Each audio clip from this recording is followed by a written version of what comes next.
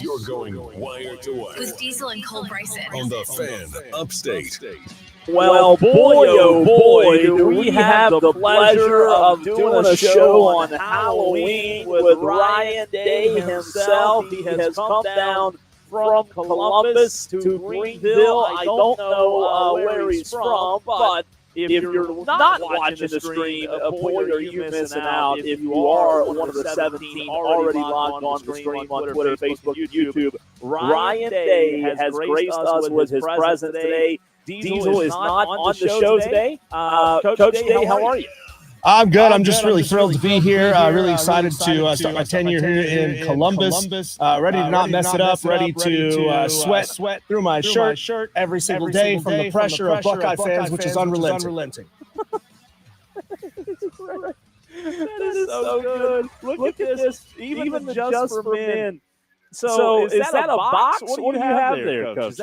This is what I pour into my beard every single day, industrial size. This is 3 gallons worth of shoe polish, octopus ink, asphalt dust, all of it mixed together. It's a proprietary concoction. It has to be applied every single day to keep this thing looking as crisp and natural as it possibly can. You know, you are very close. I mean, if you were at a distance with that beard dye you have in your beard, I'm impressed. If you're not watching the stream right now, Coach Day is in place of Diesel on this Halloween, and boy, does it look real. I mean, like, very realistic. Well done. Can I give you an ovation? I appreciate that. At the conclusion of this segment, I'm going to go get a couple of Sharpies and fix a few grays that are always popping up in the beard. Every day, one pops up. Wow. I hit it with the Sharpie. I dunk it into the real black paint, and I keep it looking fresh. Because you know what? The recruits don't want to play for an old guy. Yeah. They want to play for somebody who looks young and virile, and that is I am nothing if not that. That is incredible. Well done. The beard worked well. The mustache, the black. You've got the headset on, the Ohio State shirt. I just can't believe you found an Ohio State shirt and hat. What do you mean? This is team issued gear. Sorry. I actually get fined if I'm not wearing one of these every single day. My underwear is Ohio State. I won't tell you where the O is though. Well, you know what's weird about that? Your hair is so good. I'm surprised you're wearing a hat. That's what I'm surprised about. The hat looks good. The shirt looks good, and this is picture worthy. I've got to take a picture of this because this is good stuff here. I'll be happy to sign any autographs after the show. There you go. I'm a broadcaster today, so surprise there. Dewey on the stream says, "You suck, Ryan Day." JB says, "Good afternoon, Coach Day." I'll tell you what, man. Well done. JB says, "Will you beat Michigan this season, Coach Day?" We're gonna try. We're gonna try this year. I don't have the same kind of ability to lay back on my resume the way that Dabo Swinney down in Clemson does. I only have one national championship, and everybody knows if you've got one, you've got none. That's why this year we're going all the way, 2 straight national championships, Big Ten rules, SEC drools, OHIO. Wow.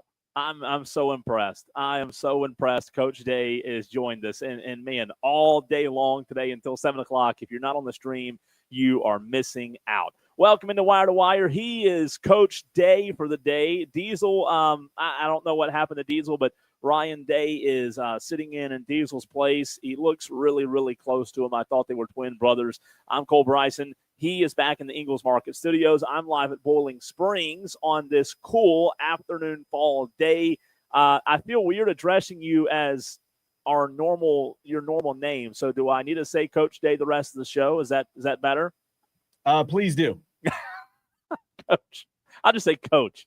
Coach Day. Coach. You can call me Coach Diebeard if you want to. Coach Diebeard. Yeah, Coach Jet Black. I like it. I like it. Yeah. That's fantastic. Good Coach stuff. No Gray. Good stuff there on the stream. And we also have a Halloween background. I mean, what are we doing? We're going all out, right? Spooky. Hey, real quick. Yes. Would you rather? Let's play a little game of Would You Rather before we get into our high school conversation. Would you rather, if I gave you a choice, Coach Day, would you go with the old Starbies, the Starburst, or on this Halloween day, do you go these are my favorite, by the way, Sweet Tarts Mini Chewies. Sweet Tarts Mini Chewies or Starburst. Starburst. Starburst is better. No. You can knock them out quick, one at a time, just like national championships coming back to Columbus. What about this? Winner. Big cup, king size. How about it? JB says Starburst. Happy Halloween, Tolos, by the way. Happy freaking Halloween. The first time, Coach, I was about to say Diesel, but the first time Coach Day and I have done a show together on Halloween. Again, I am live at Boiling Springs. He's back in the Ingles Market Studios. And, Coach, you want to get into a little high school pick-em here in the very first segment and get these picks knocked out? Let's do it. All gas, no brakes, straight to a state championship, headed straight for the playoffs. Going to find out what the expert, Cole Bryson, thinks about this week's picks for Cole. This is week number 10. That's right. Let's go with Greenwood at Easley. So this one happened last night. I picked Greenwood, Coach Day, and got it right. Greenwood took care of Easley in big fashion last night. So started off the week 1-0. There were 1, 2, 3, 4, 5 games last night because of staffing issues for Halloween, and that was one of them.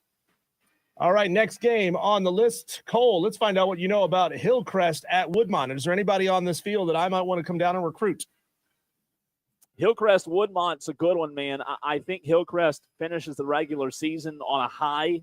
They've started to play really good football. They had some tough non-region games, Coach Day, but I do believe Hillcrest gets the job done tonight, ending with a high before they go into the playoffs. I like Jackson Free and those guys and Bennett Swaggart to get it done tonight. Give me Hillcrest Rams. Okay, another game that looks like it happened last night. Cole, what happened? Malden at JL Mann. Malden is playing good football, man. I believe they've got a 500 record now, finishing the season like 5-5. And I know everybody looks at a record, Coach Day, and you're one that's judged by your record, especially against Michigan, which isn't good, by the way.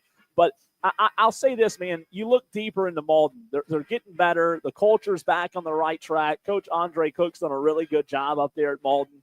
And they got a big win last night over J.O. Man. And I think Malden's a team that you'll start to see over the next few years figure this thing back out. What do you know, Cole, about T.L. Hanna at Greenville? And he didn't comment, Tolos, on the Michigan. The Michigan must be a sore subject for Coach Day. Huh, okay, sorry about nothing that. is ever good enough when you're the head coach of the Ohio State Buckeyes. National championships pale in comparison to beating Michigan. I get a national championship. No one cares. Nobody cares. You've got to beat Michigan. This is great, by the way, Tolos. If you just tuned in and haven't logged on the stream yet to see Ryan Day instead of Diesel today, it's fantastic. You need to do so. But back to the game, T.L. Hanna Greenville. I was talking to the one and only, one of the best sports writers in the upstate, Todd Shaughnessy, last night over at the Wren West Side game. Todd will be at this game tonight. And I believe T.L. Hanna will take care of business in, I don't want to say a blowout win, but T.L. Hanna wins tonight. Greenville's going to have trouble stopping that wing formation that Hanna likes to run with Coach Jason Tone. So give me T.L. Hanna big tonight. Cole, this guy, a player on this team, I might have to come down and recruit personally because you know how I like to give that personal touch. Trey Segura at Burns. He's on everybody's radars nationally, a junior running back for Burns. They're going up against Boiling Springs tonight. You're covering it. What do you know? So Springs is coming off of a loss like the Riverside. You know, I think it's going to be interesting to see how Boiling Springs responds tonight after that loss. Burns is getting healthier with Trey Segura back. To your point, big yards, 4 touchdowns. Burns has pretty much dominated Boiling Springs over the course, the history of this series. I just don't think I don't think tonight's going to be a blowout. I think Boiling Springs will have the ability to keep it close. Ultimately, I like Burns because of Trey Segura. He's the best running back in the state in my mind, and I think that propels them to a win. But I do think fans out there, if they're coming to this one, don't be surprised if this is a semi-close game tonight. I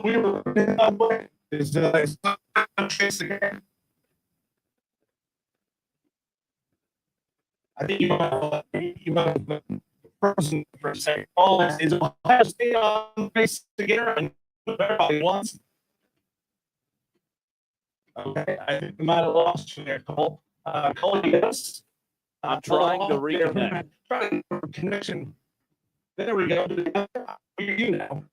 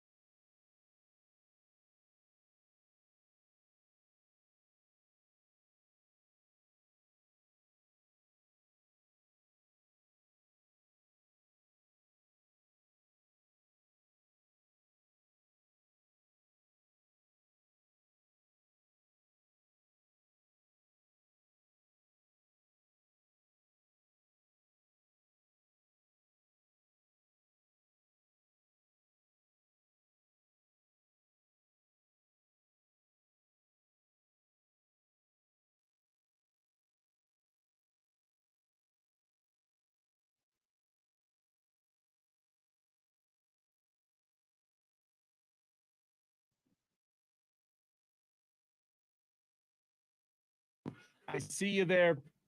I see you there, Hurricane Jeff. I got you, Cole. Yeah, I make one Hurricane comment Jeff. about Michigan, and you I'm kill telling my you. audio. I get it. I won't say anything bad about Michigan the rest of the time. I promise. Well, my own fan base threatens my life and my job if I can't beat Michigan, so I can't abide that, Cole. Let's get back to the conversation about high school football picks. We left off with Burns, Boiling Springs. Now let's make the jump to Dorman at Eastside. Rumor has it when I was talking about Burns winning, they pulled the Verizon, the stream out here and cut my connection and took me off the air. I'm kidding.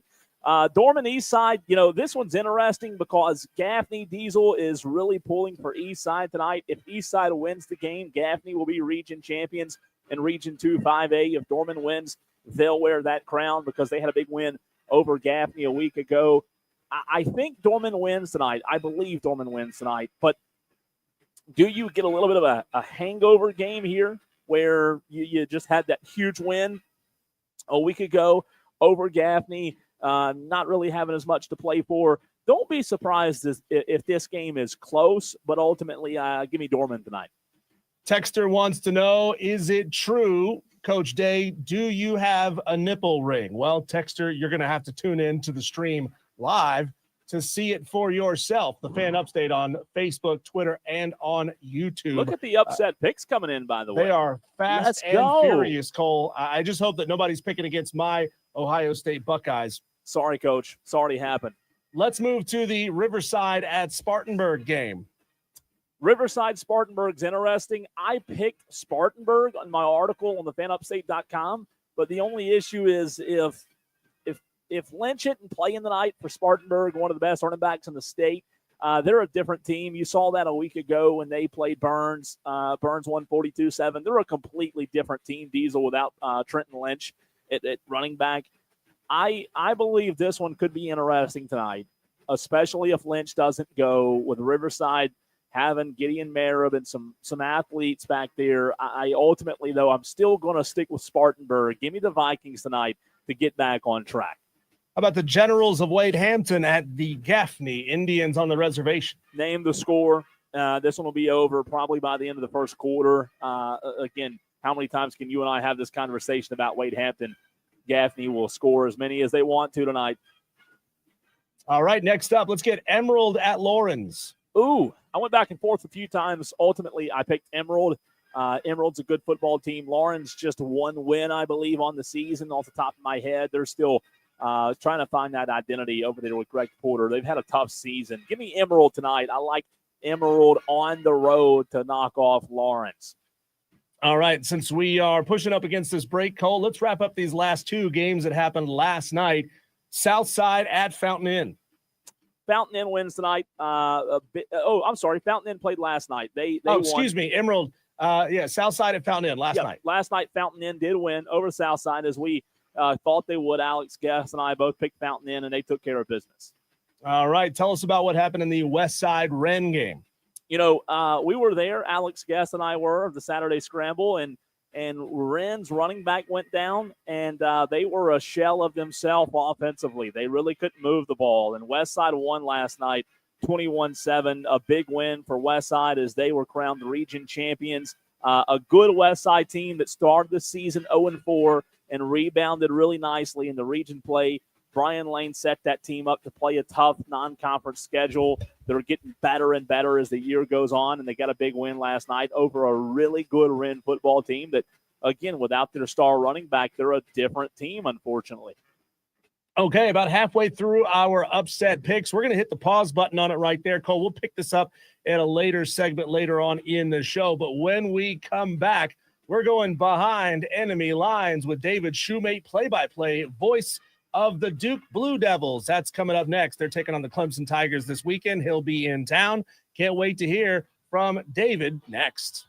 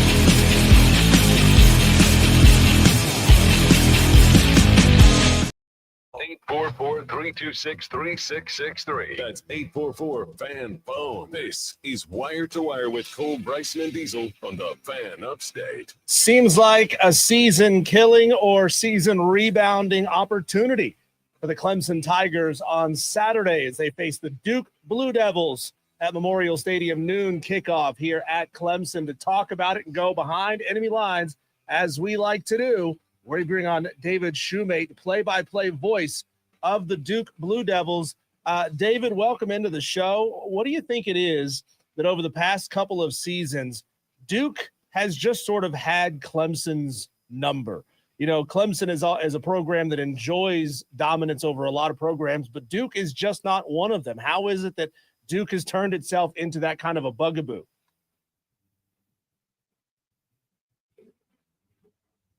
I'm sorry, say that one more time, David. Sorry, I didn't hear you guys for a little bit. Sorry, okay. Go ahead. My first question was Clemson enjoys a lot of dominance over a lot of football programs and has up until obviously this season. But Duke has been kind of that recent thorn in the side of Dabo Swinney and the Clemson Tigers. What is it that you can kind of maybe point towards and pinpoint why that is? Why is Duke turned into a program that's really given Clemson fits? Well, first of all, thanks for having me on. I'm looking forward to the game tomorrow. I mean, I think I'd broaden it out beyond the Clemson thing just because, as you guys know, the divisions and the way the crazy schedule stuff works now. They don't play together terribly often. But obviously, Duke won the last time they got together on Labor Day night, 28-7. And I would just put it on, you know, whether it was Mike Elko or if you look at obviously what Manny Diaz has done with these two coaching hires after David Cutcliffe really laid the foundation for what Duke football has grown into recently. It's been the defensive identity of these teams the last 4 years when you think about it. They just get after you defensively. Different styles, right? Mike Elko's was a little more bend, don't break. Both teams can force turnovers, both styles, I should say. And, of course, Manny Diaz's group is uber aggressive, force turnovers, get in the backfield, tackles for loss and sacks and things like that. And to me, when you look at what Duke has done in this turnaround, and I'm sure we're going to talk about Darian Minson and everything they can do with the passing attack this year, really defense is the root of the consistency they've had these 4 seasons. And obviously, that last meeting with Clemson was all about defense, right? Forcing a bunch of turnovers and holding Clemson to 7 points. We're joined by the director of broadcasting and play-by-play voice of the Duke Blue Devils, David Shumate. David, it's Cole here. Appreciate you hopping on with us, man. I'm on location, so sorry if there is a delay when I talk to you. But I wanted to get to Darian Minson. You brought him up there leading the conference, man. And when you look at this Clemson team, obviously they've had their struggles in 2025. We'll get to that and, you know, what they haven't done correctly. But in your mind, seeing this kid play quarterback week in and week out, what really makes him special? It's his decision-making. I mean, we can talk about the passing yards per game, and they certainly do pop. I mean, you think about not just leading the ACC on a per-game basis, he leads the country in passing yards per game and nearly 316. So that's impressive. Obviously, the 17 touchdowns are impressive that he's thrown. But I look at the number, and the number's 2. He's only thrown 2 interceptions all season long, and the last time he threw an interception, knock on wood from a Duke perspective, was down at the game against Tulane. So he's incredibly efficient. The completion percentage is now up over 70%, and he just doesn't turn it over. He doesn't make mistakes. He makes incredible reads, makes his receivers better, obviously, can make all the throws that you would want, but he is not a guy that's going to give the football away too much, and that obviously is going to be important tomorrow afternoon on the road. So to me, his decision-making for a kid who's just a redshirt sophomore and making his first full year as a starter at the Power 4 level, it's been awfully impressive to watch him grow into it here. Still half the season to go. But to me, taking care of the football and his efficiency is what stood out. Talking to David Shumate, the play-by-play voice of the Duke Blue Devils, and I'm sure you've spent a little time watching Clemson, and their defense has not been as advertised, not what a lot of people expected when Tom Allen took over as the DC at Clemson. How does Duke offensively prepare for a team that they know has a lot of talent, but hasn't really found a way to use it? Does that lend into some level of unpredictability for what this Clemson defense could be on Saturday? Well, I think the word you use that certainly jumps off to me is talent. I mean, when you look at this Clemson defense, particularly along the defensive line with the NFL prospects, and obviously Will Hope comes over from Purdue with the 4 sacks and 8.5 tackles for loss, but, you know, Woods and Parker, they can just get after you up front. And to me, that is going to be the biggest challenge Duke maybe has faced all year long in a defensive line. It's an offensive line from a Duke perspective that's played really well, opened things up in the run game, and is taking care of Darian Mintz. So tomorrow they're going to have their hands full with that group that can get after you and plays aggressive, as you said, under the new defensive coordinator and Tom Allen. So to me, this is the most talented defense that Duke has faced this season. And when you look at this Clemson team really across the board, I mean, it's incredibly talented. There's a reason they were top 5 in the country at the AP poll to start the year. I know the wins and losses haven't been there in the way that Clemson would have hoped this season, but if you take away the record and just look at the guys on tape, you see NFL prospects all over the place. So to me, it's a very talented group and probably a pretty angry group coming off of a bye that Duke is going to see tomorrow. David, talk about defensively, giving up around 6.33 yards per play, a very solid Diaz defense, right? It's kind of, been in a way a mark of his. And, this is a Duke team that a year ago ranked second nationally in tackles for loss, fourth in sacks, a defense that just gets after it. For Clemson fans on Saturday that are going to be either at this game or watching the game for the first time, really seeing Duke, who are some guys that you think might jump off the page to them, might jump off the screen that you've seen consistently make strides in 2025? It's been an interesting year for this defense. It's still top 5 in tackles for loss in the country, right? And still has that Manny Diaz identity and Jonathan Pankey, who's the defensive coordinator, of getting after folks, but they'll be the first to say it wasn't the start statistically at the outset of the season they were hoping for defensively, but they're playing some of their best ball. I think on the defensive side, I mean, look, they lost to Georgia Tech, but it was a very impressive defensive effort. If you late in the third quarter, it was 300 yards to 100 yards, and that really talented Georgia Tech offense was really stymied. So this is the Duke defense that has dealt with some injuries. Terry Moore, starting safety, has been out all season long, suffered an injury in the bowl game a year ago. They lost their starting middle linebacker, Nick Morris, early in ACC play against NC State. He was out for the season. They've refilled that with Luke Margot, brought some freshmen into the fold.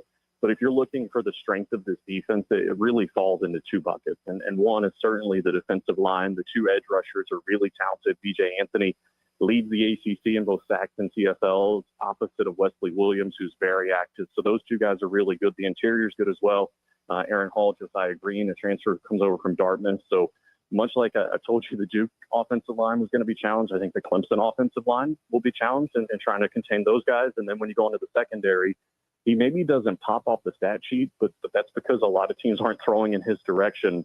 Chandler Rivers was a preseason All-American at corner, and he's still really, really talented and has a knack for making big plays in games like this. He's got a couple touchdowns returned on interceptions, and both of them came against Florida State. So it kind of shows you what he can do on the big stage. So to me, those are the individuals that certainly pop on this defense. David, the elephant isn't quite in the room on campus at Duke, but it's coming, obviously, with basketball season just days away from tip-off.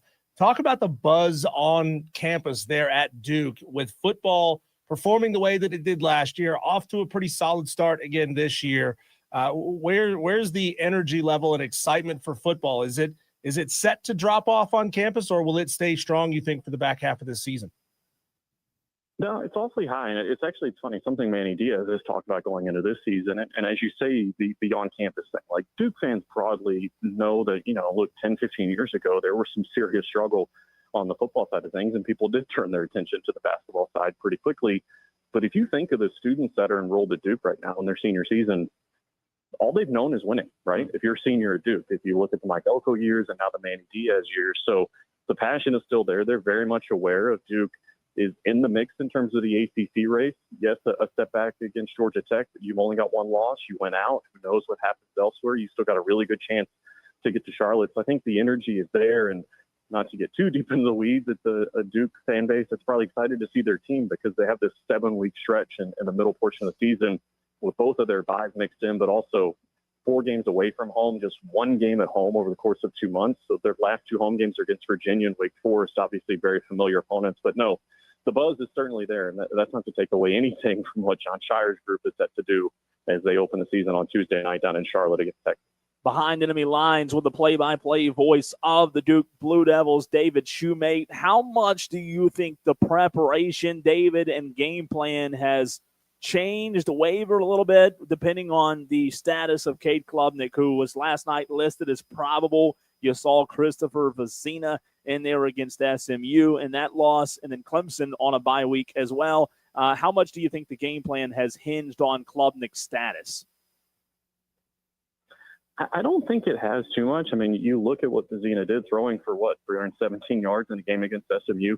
I thought he looked awfully good. And talking with Manny Diaz kind of about this particular thing early in the week, when obviously it's still unclear who's going to play a quarterback for Clemson this weekend, he was very complimentary of the skill that surrounds whoever's going to be a quarterback, whether that be the offensive line, very experienced group up front. But look, I know Wesco had an injury, but Tyler Brown, Antonio Williams, TJ Moore, I mean, these are really good guys on the outside and in the slot. They're going to be a problem, and they know what they're up against in the run game for Clemson, that's looking to find their footing and likely going to get more people involved this weekend based on what Dabo Sweeney has said this week. So the skill surrounding the quarterback is really what makes this team go, at least from my perspective. And look, both of those guys are certainly very capable of quarterback. David, give us a sense of how happy Manny Diaz is coaching the Duke Blue Devils. He had his first run coaching Miami, didn't go as well as he had hoped it would. 9 wins last year, off to a good start again this year. You would think that his name would start coming up for some other opportunities, but is Manny Diaz, you think, pretty firmly planted there in Durham? I think he's loving it. I mean, working with these guys, and we've talked a lot, I have, with him about the mental toughness, obviously the identity of these Duke kids and the intellect that comes with that. So I think he's really enjoying his time working with these guys, and had 2 incredible seasons, as you said, a year ago, and sitting at 4-3 this year with still a lot of work to do, but also a lot to potentially accomplish over the course of the month of November. But he was asked actually about this, obviously coming from Penn State, being their defensive coordinator, and what happened there with James Franklin, who's kind of broadly asked about this coaching landscape. And I thought he put it in pretty good context, that there's 3 phases when you're a head coach. The initial phase is the honeymoon phase, and then there's the please don't leave phase, and then there's the please leave now phase. So he's not naive to how things work when you're a head coach. But no, I do think he's really enjoying his time in Durham. We're talking to David Shumate, play-by-play voice and director of broadcasting, for just a few more minutes. David, as a play-by-play guy, man, what is your favorite call? I mean, obviously fans love seeing a kick return, right, to a pick six. Throw that one in there as well. But when David Shumate gets to make this call, which one of those excites you the most? Oh, Lord. There's a level of narcissism in thinking about that right now. And to me, it's really about the kids. And I'll put it in this context, maybe not any individual play, but one of the real cool things about doing what I do on the football, and obviously I do the men's basketball games as well, is you get to know these guys and you know their stories. And sure. To me, some of my favorite calls are if you know a guy who's had some struggles during the course of the season, right? Or maybe he's had a long stretch in basketball season where they haven't made a bucket or hadn't made a 3. When those droughts are broken, or when they have their breakthrough moment after you've seen all the work in practice, that to me is the cool stuff. Because that's the beauty of what I do and what we get to do covering these teams, is you get to know the people as much as the players. Sure. If that makes sense, you get to know them as people. And to me, that is kind of the fun stuff. So maybe a boring answer. No, that's a good answer. That's a good answer. I like it. I like it a lot. David, can you give us a sense as Duke comes in on Saturday, how they've fared against teams that are not particularly good at running the football? And Clemson is one of those teams. Adam Randall, converted wide receiver, just isn't quite seeing the hole just right. His timing maybe not there. It's kind of hard to figure out. It's kind of hard to put your finger on why Adam Randall is not finding that success. And Gideon Davidson behind him is just a young football player. But with Cade Klubnik being possibly still a little hobbled by that ankle injury from 2 weeks ago, he may not be as mobile as he would like to be. So when Duke gets to face teams that are sort of weaker in the run game, what do they like to do strategy-wise, and how successful are they usually at that? Well, if you look at Duke's statistics and you watch their games this year, there's a little bit of misnomer if you just look at the stats, because they've been really good in first and second down run defense. I mean, even against Georgia Tech, and until it got away a little bit late in the fourth quarter, the Yellow Jackets, who are a prolific rushing attack, were less than 100 yards rushing on the day. They've been really stout up the middle and shutting down traditional run games, where at times they've had a little bit of trouble, which obviously lends some credence to what you're talking about. Some interest this weekend is mobile quarterbacks, and not necessarily in design quarterback run stuff, more scrambles on 3rd and long, or like a 3rd and 20 draw has gotten them every now and then. So that's the kind of stuff that has caused some issues in the run game. But if they can shut down the initial run game, what that does open things up for is those edge rushers I was talking to you about. And if you get into 3rd and long against the Manny Diaz defense and a traditional passing down, you are going to have problems because they are just really good at getting after the quarterback, creating negative plays. And that's where it stems a lot of the turnovers they've created. Look, early in the year, they were having trouble creating turnovers, but in conference play, they're plus 10 in terms of turnover margin. I think they've only turned it over once and they forced 11. So that speaks to what they've been doing in league play in particular, stopping the run, getting those favorable down and distances on 3rd down. And that's when Manny Diaz's defense can really create a lot of problems. David, my last question for you, man. When you look at what SMU did and Jennings was able to do in that second half, kind of going through that Clemson defense like a warm knife through butter, do you feel like Darian Mensah is in a way licking his chops at just kind of going back to what we talked about? Still a defense with tons and tons of talent on paper, but a defense that just hasn't executed at a high level. Do you feel like as a Duke fan, or maybe on the flip side, a Clemson fan should be worried about Darian Mensah's playmaking ability if this game stays close down the stretch like we saw a couple of weeks ago with Jennings and what he did for SMU?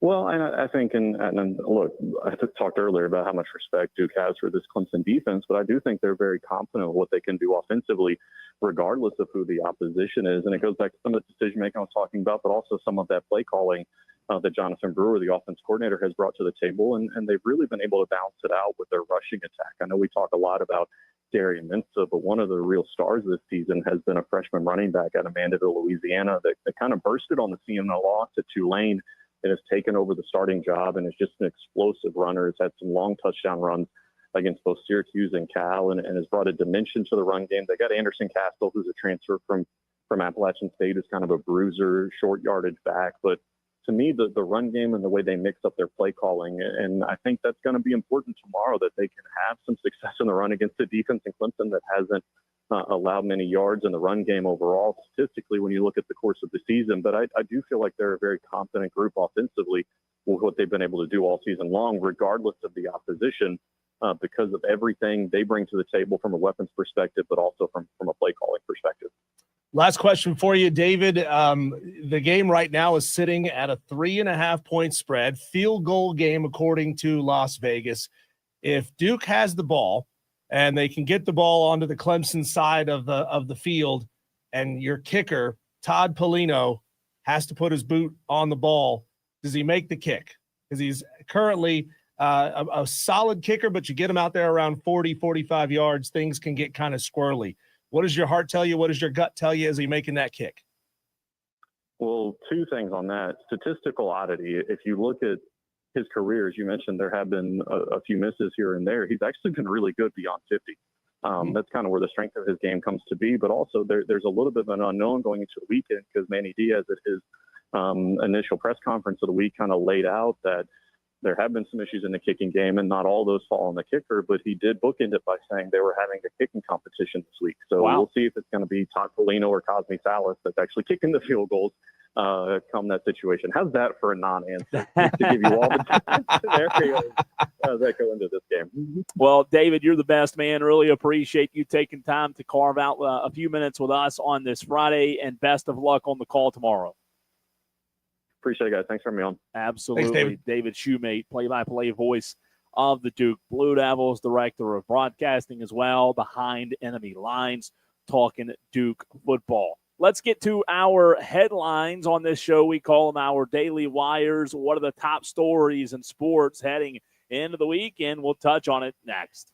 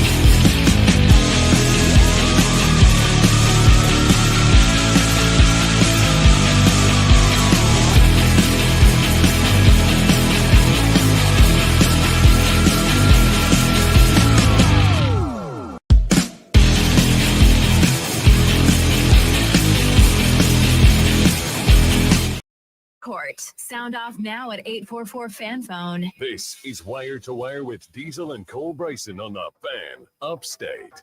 It's time to hit our daily wires, the top stories. There it is, the top stories in all of the sports world, the buzz that's going on. We can't fit it all into different segments, so we fit it all into one segment called our daily wires. Last night, Diesel in the NFL, the Ravens defeated the Dolphins 28-6.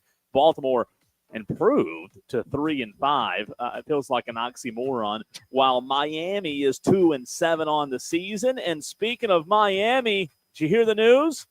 No. General manager today out in Miami. No wrong more. Guy got fired.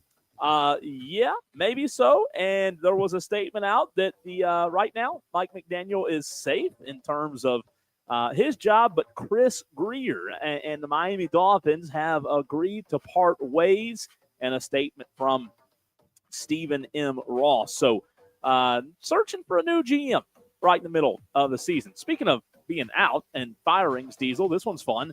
We talked about it yesterday. Scott Woodward is out as LSU's AD. The school announced Thursday night, just days after the Tigers fired Brian Kelly. We talked about what would happen to Scott Woodward. We heard what the governor was going to say, Diesel, and it looks as if there is a big shakeup already amidst and maybe more to come in Baton Rouge. Yeah, it's never a good thing when you're firing coach and AD and there's no one around to make the decision on who's going to be the next guy. It's like the last scene in The Fresh Prince of Bel-Air. You walk into the mansion and there's nobody at home. Yeah, that's tough, man. In San Antonio, Victor Wembanyama helped San Antonio reach a franchise milestone Thursday, dropping a team-high 26 points, 18 rebounds, 6 assists, and 5 blocks as the Spurs roll to the first 5-0 start in franchise history by way of a 107-101 win over the Miami Heat. San Antonio saved its hottest start for its 50th season in the NBA. Game 6 tonight, Diesel, of the World Series. Get your popcorn ready. Yamamoto versus Gossman as the Jays go for the crown. Early lean. What's your gut tell you? Who wins tonight? Oh, gut tells me that the Dodgers are too good to drop 3 in a row to end the World Series. I know that's what your gut tells you, but yeah, boy, I'm with you. But the Blue Jays could also, they're a really good team. It's one game. We saw it happen with the Braves this year when you knew they are loaded with talent, but for some reason just can't put bat to ball. That's what happened in the last game. But then again, when you got that much talent, it's unexplainable sometimes how this happens. And the point about the Braves, by the way, are we getting a manager? Everybody else in baseball has gotten a new manager. I guess our manager is still playing baseball. That's the only thing that I can think as to why. What does it say if the Tennessee Vols head baseball coach, who's like 2 hours up the road, says, nah, I don't want to go to Atlanta? What do you mean? Tennessee baseball coach got hired to San Francisco. San Francisco. Yeah. He could have been the manager for the Atlanta Braves just down the road. Evidently, we've got our eye on somebody, and Diesel, I guess he's, like I said, I guess he's playing tonight. We'll see. We'll see. They've taken their sweet time. In case you missed it, Nebraska has signed Coach Matt Rule to a 2-year contract extension, locking him up. It'll take him to the 2032 season, the school announced yesterday. Wow is all I can say about this. Diesel, not 1, but 2 upsets last night in college football. If you took Coastal Carolina in the Upset Picks Challenge, winner, Chanticleer dinner, they defeated Marshall 44-27, while the pregame odds favored Marshall by 7 right before kickoff. And UTSA, who were 6-point dogs, defeated Tulane and did it handily, 48-26. Diesel, we should have been on one of those last night, and it would have been good. Congratulations to RJ, to Tigers Dakota, and to Alan B. from Boiling Springs. Yeah. You 3 got on Coastal Carolina. That was a good football game until the second half when Coastal just poured it on Marshall. I'm kicking myself. I'm kicking myself for not taking Coastal. I don't know what – you said it.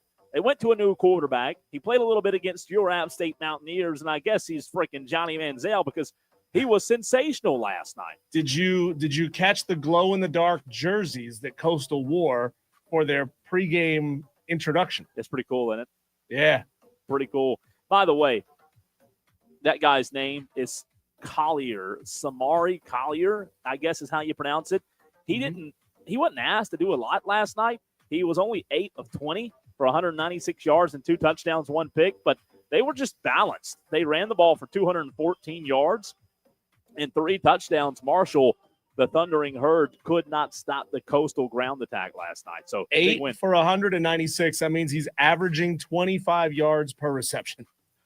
It's pretty good. Woo, that's not bad.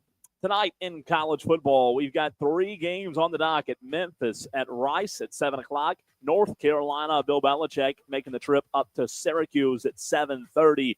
And Sam Houston at La Tech at 8 p.m.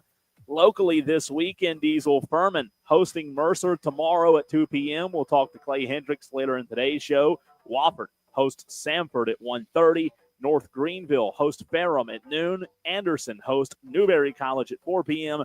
And Presbyterian College host Valparaiso in Clinton at 1 p.m.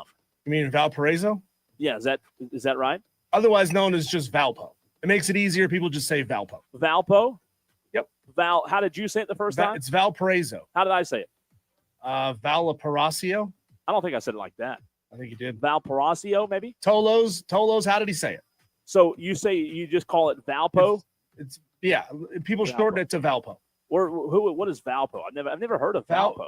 I wouldn't even venture a guess as to where Valparaiso is. I'm surprised I'm heard of going to guess Valpo. it's in the Midwest. They used to be really good in the NCAA tournament most years. Weird team names.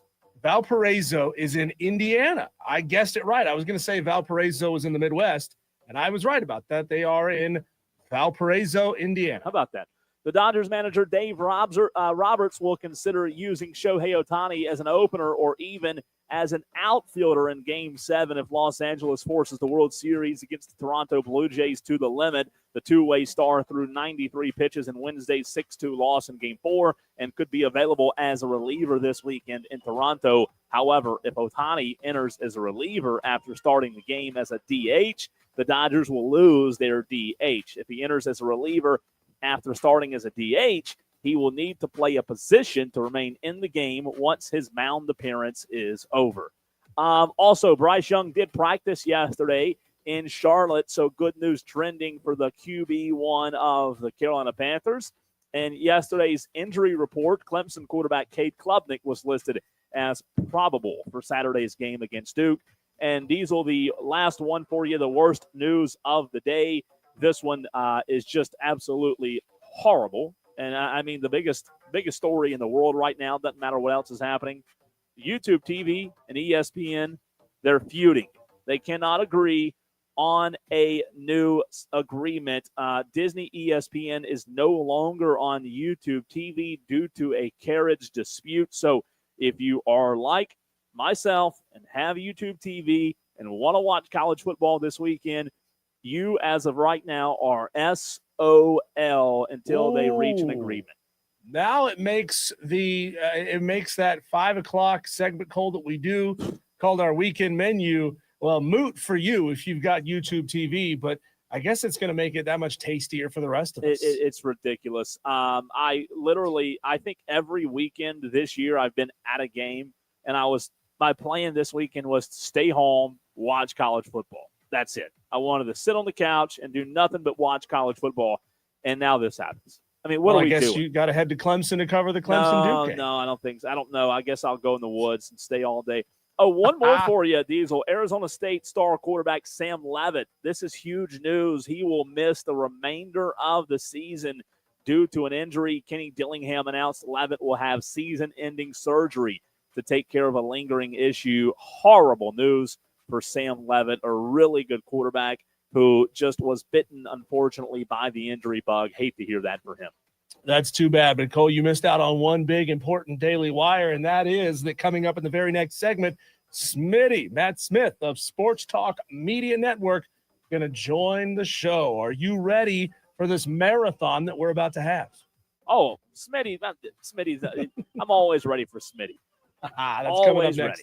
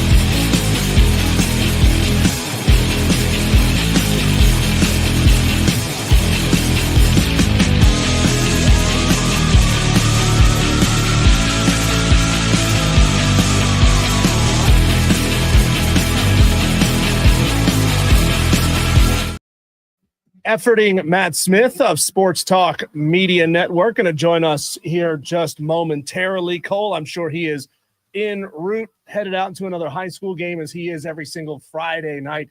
We'll be hearing from Smitty here in just a few minutes. No excuse. But let's do no excuse. This is ridiculous. We'll give him a hard time. We'll let him know that we're disappointed in him when he calls in. By the way, worry, I've got to quit eating Starburst. How much weight can I How many gain? have you had? I'm not going to tell you that. How much weight can I gain? How many packs have you? I got this big, the big pack. So let me ask you this. This is a really important question that we need to have right now on the Fan Upstate. Orange, red, yellow, or pink? There's Smitty, by the way. He's calling right now. Ooh. Smitty's coming on. Tolos, which color Starburst, for those watching on the stream, as I just ate a red, I will not, and I mean will not, eat a yellow Starburst. Tolos, which is the best color? I'm going to go purple. Well, yellow's the worst. I about said purple, and purple's not even one of them. Yellow's the worst. Yellow's the worst. My favorite. Because it doesn't taste anything like what it is. It supposed to be banana flavor, right? It doesn't taste anything like that. Let me read. No, I don't know. It's not lemon flavor. No, it's not. I think it's supposed to be banana, but yellow's the worst by far. The worst. I'm going to go pink, red, orange, yellow. Smitty on here? Is Smitty on the phone? He is now. Smitty, can you hear us? How would you rank the colors of Starburst? Yellow, orange, pink, and red. I don't know what yellow is. I'm like you. Is it banana? Is it supposed to be lemon? Is it some yet unnamed It's not good. Willy Wonka flavor? No, it's not good. But they keep plugging away with it, right? Because they've got to have it for the visual effect. So they need it. I'm going to say, I think Starburst-wise, I'm going to go red, and then everything else is tied to last. Wow. Smitty, let's jump into a big picture question here to start. And we normally bring you on and talk a lot of Clemson and a lot of South Carolina, and we are going to do that in this segment. But let's start with what's going down in the city of Baton Rouge, the University of Louisiana, the Louisiana State University, with the athletic department office in the governor's office. What a colossal mess this thing has turned into. As somebody who's been covering sports for a long, long time, Smitty, and no, that's not an old joke.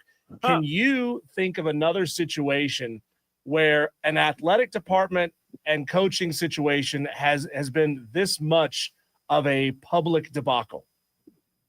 No, it only. I think LSU is the only one that you can compare it to. I'm just now, as I dig into the history of LSU, seeing what a cesspool it's always been and how interwoven. I did not know this, but according to Ross Dellinger's reporting and others, Les Miles was once very cozy with a governor, helped him keep his job. Ed Orgeron used to hunt with the governor of Louisiana, there we go. Helped him get and keep his job.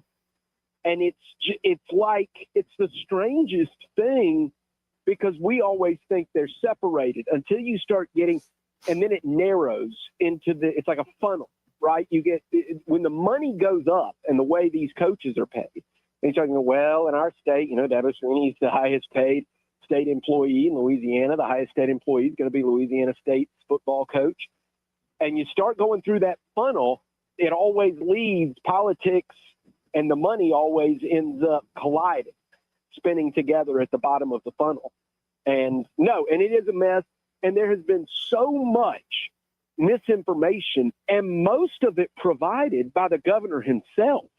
I hadn't given it a lot of thought. I was actually at a press conference once when Kim Mulkey had to explain that she did not pull her team for the national anthem. And I didn't know what she was getting at. No, they weren't on the floor because they just were in the locker room. They happened to be at the locker room at that time. And if anybody knows Kim Mulkey and where she stands, she's not boycotting the national anthem. Okay, that's just not where she was, and that's not where her team was. And it was this governor, I think when he had just been elected, that went on Fox News and said he was you're going to talk to people about pulling funding so the players would have their scholarships revoked.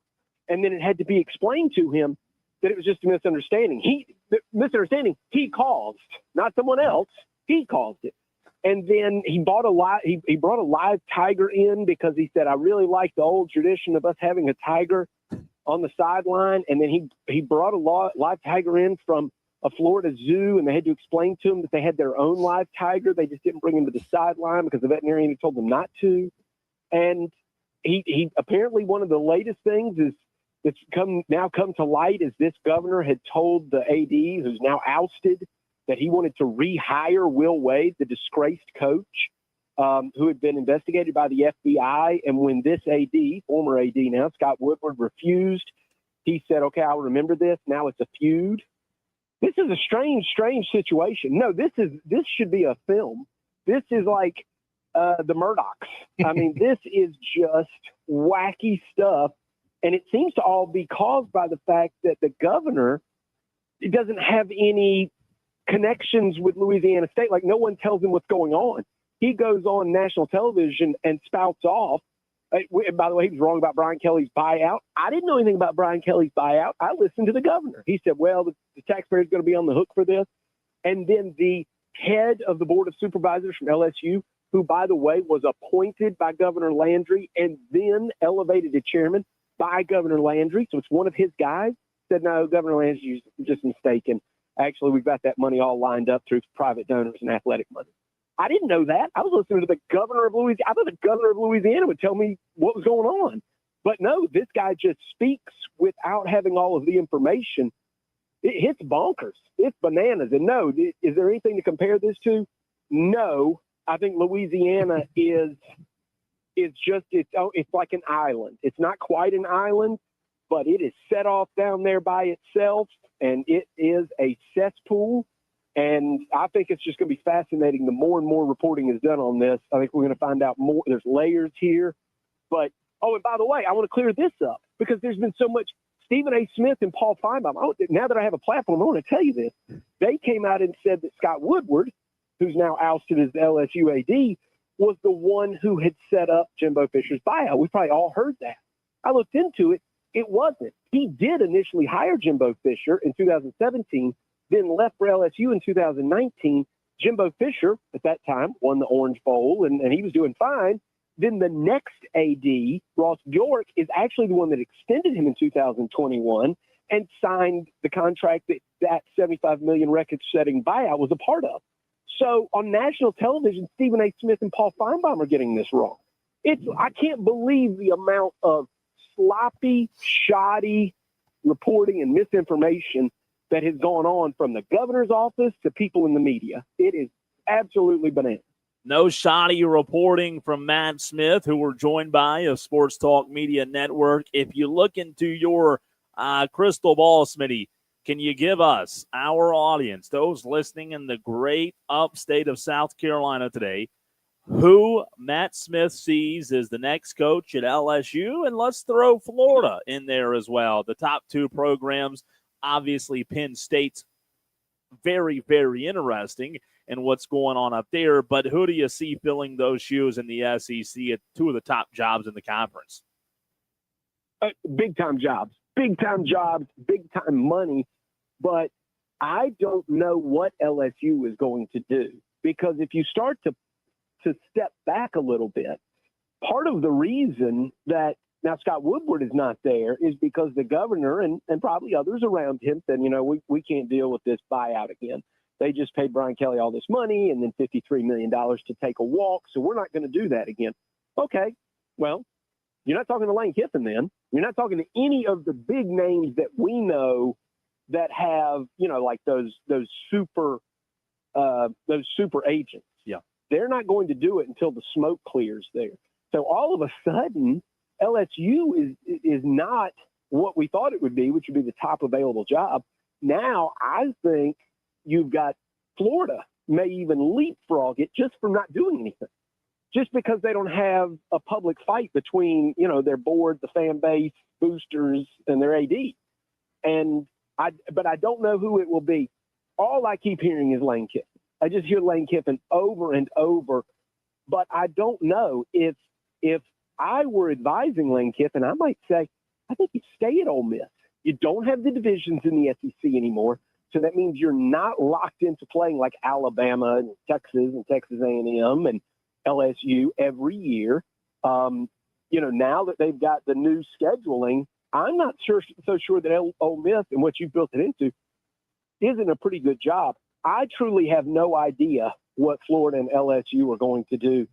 As this carousel spins, where does James Franklin go? He's more of a mid-Atlantic guy. Could he potentially go to Virginia Tech, which is a job that is open right now? Is Tony Elliott going to be looked upon as somebody that people want because he's turned Virginia around the way that he has? I don't know. But as far as I know that there's a somebody for Georgia that's being talked about with Florida, but this has all thrown me for a loop, and I think it put the brakes on the carousel, and the names that we normally would talk about all of a sudden are not looking as closely at LSU as we would have initially expected, even though the money's going to be good. But now, don't you think that you go in there and you don't know whether you're reporting to the governor or the board or the next AD? I don't think that's a situation that one of these red hot coaches is going to, like a Kurt Signetti, is going to want to jump in.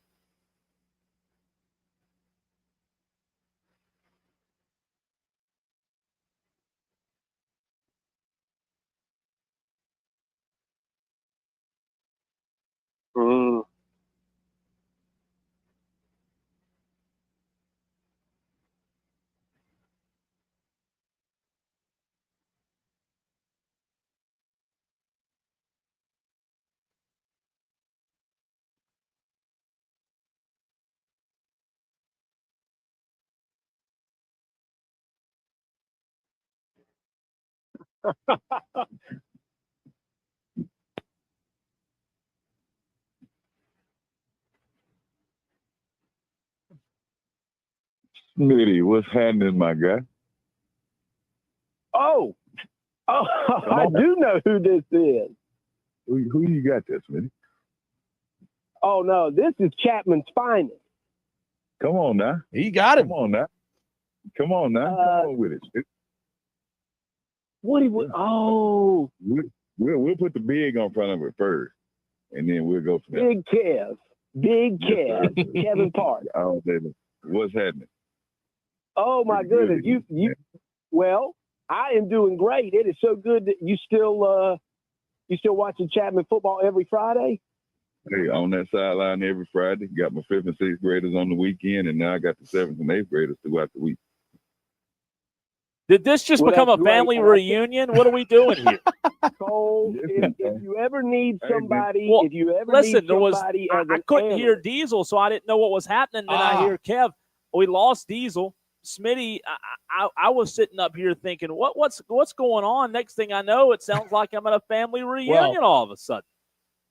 This is live radio, Cole. It's getting weird, and it's a blast from the past. And I wanted to let Big Kev, who's called in to talk to Smitty every single week, though he's missed him just about every time. I wanted to let Kev say hello.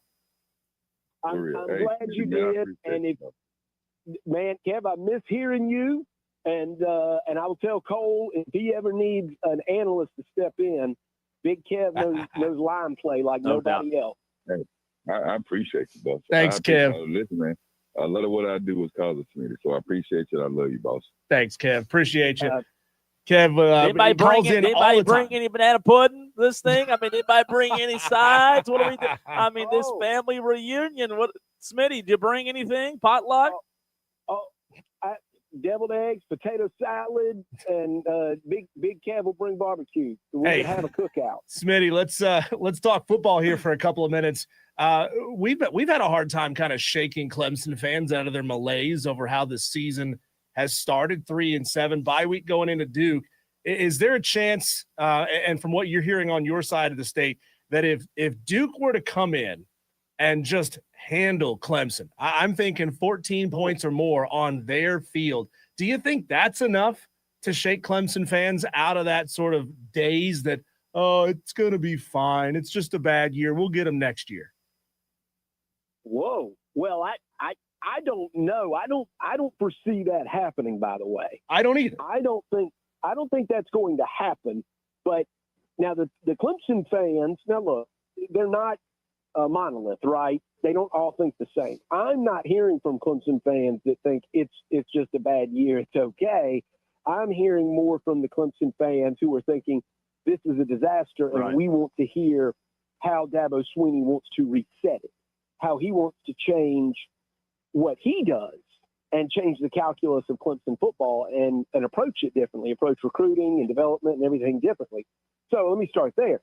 But now, if you play your scenario out and Duke comes in and pummels Clemson, yeah, I think it's all of a sudden you hear Tyler from Spartanburg resurface, right? Because it would be an absolute abject disaster of epic proportions, because Duke, as good as they are and as solid as they are and as well coached as they are, they should not have the talent to come in and handle Clemson on their home field.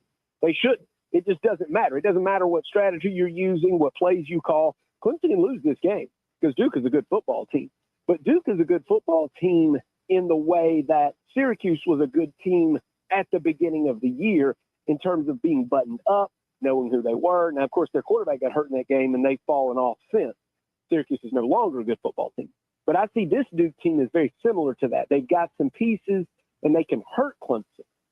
So I don't foresee what you're saying happening. The only way that would happen is if Dabo Swinney's lost the locker room. I don't see that. I don't think that's true. I think this is actually going to be a really tight game for 4 quarters. It's going to be a field goal one way or the other. But, yeah, just losing to Duke is a huge, huge problem. It smacks of Clemson fans revolting after Ken Hatfield lost to Virginia for the first time in Clemson's history. Now, that was the beginning of the end for him.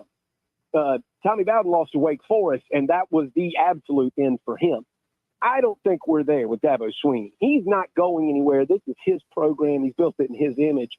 But there'd be a big-time message board, phone call to radio station problem that Dabo Swinney would have on his hands if they lose to Duke. No, I'm with you. Smitty, Sports Talk Media Network, joining us on the Fan Upstate. On the flip side, the Gamecocks on the road at Ole Miss, coming off of a loss last week, Smitty, to Alabama. And, man, it was a close one. Your counterpart, Phil Kornblut, and I were there, sitting not far apart from each other, and South Carolina just could not close the deal against the Tide. A rebound in store in your mind for the Gamecocks, or do you feel like we're watching a movie or a TV show series where it feels like every episode's the same and it's never going to change? It does feel that way, right? If there are any Law and Order fans out there, it feels formulaic. That you know what the first part of the episode is going to be, you know what the second part of the episode is going to be, and you know how it's going to end once you get close. And you know, there is some smart money in Las Vegas that likes the Gamecocks. I think this started at 13 and it's crawled down to 12 or 11 and a half, whatever the number is. The point is that some of the money has been coming in on the Gamecocks. I struggle to see it. Of course, I didn't see them playing Alabama the way they did last week. I think we all know they should have won that game. They had every opportunity to win that game, save a few mistakes that they made. They could have won that. And do I think they can go on the road and beat Ole Miss? I do. But I got the sense coming into the week, this could be a tired team. In other words, how many times can you go and have the coaching staff ask you, guys, I need you to rev it up. I need you to play physical. I need you to play mistake-free. I need you to play with intensity and do all the things you're supposed to do and not get any results out of it. That some big mistake happens in one way or another that costs you the game, puts you way behind, whether it's going for 2 last week and not picking it up, or whether it's going for it on the goal line against Oklahoma multiple times and being turned away and letting that game get away from you. I just feel like this team could be going into a zone where they're just going to be exhausted with the bye week waiting on them next week. Now, I'm saying that is not kind of the analysis overall, obviously, because people think South Carolina's a live dog here. I just got to think they're a little bit tired. I don't know if this offensive line can do much against Ole Miss, and Ole Miss will score. See, last week, Ole Miss put up 400-plus yards against Oklahoma, one of the nation's best defense.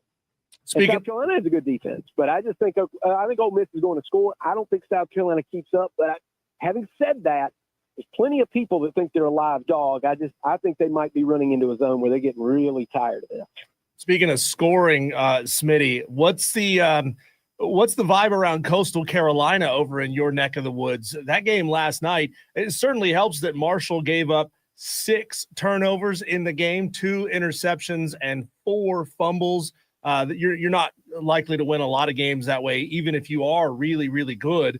But Coastal Carolina brings in Samari Collier, and all of a sudden, a guy that somehow is not putting up big numbers as the quarterback is leading his team to big wins where they had been pretty anemic at that spot earlier in the season. What's your general vibe around Coastal Carolina now that they're 4-1 in the Sun Belt, 5-3 overall, and look like they could be, heating up on a run?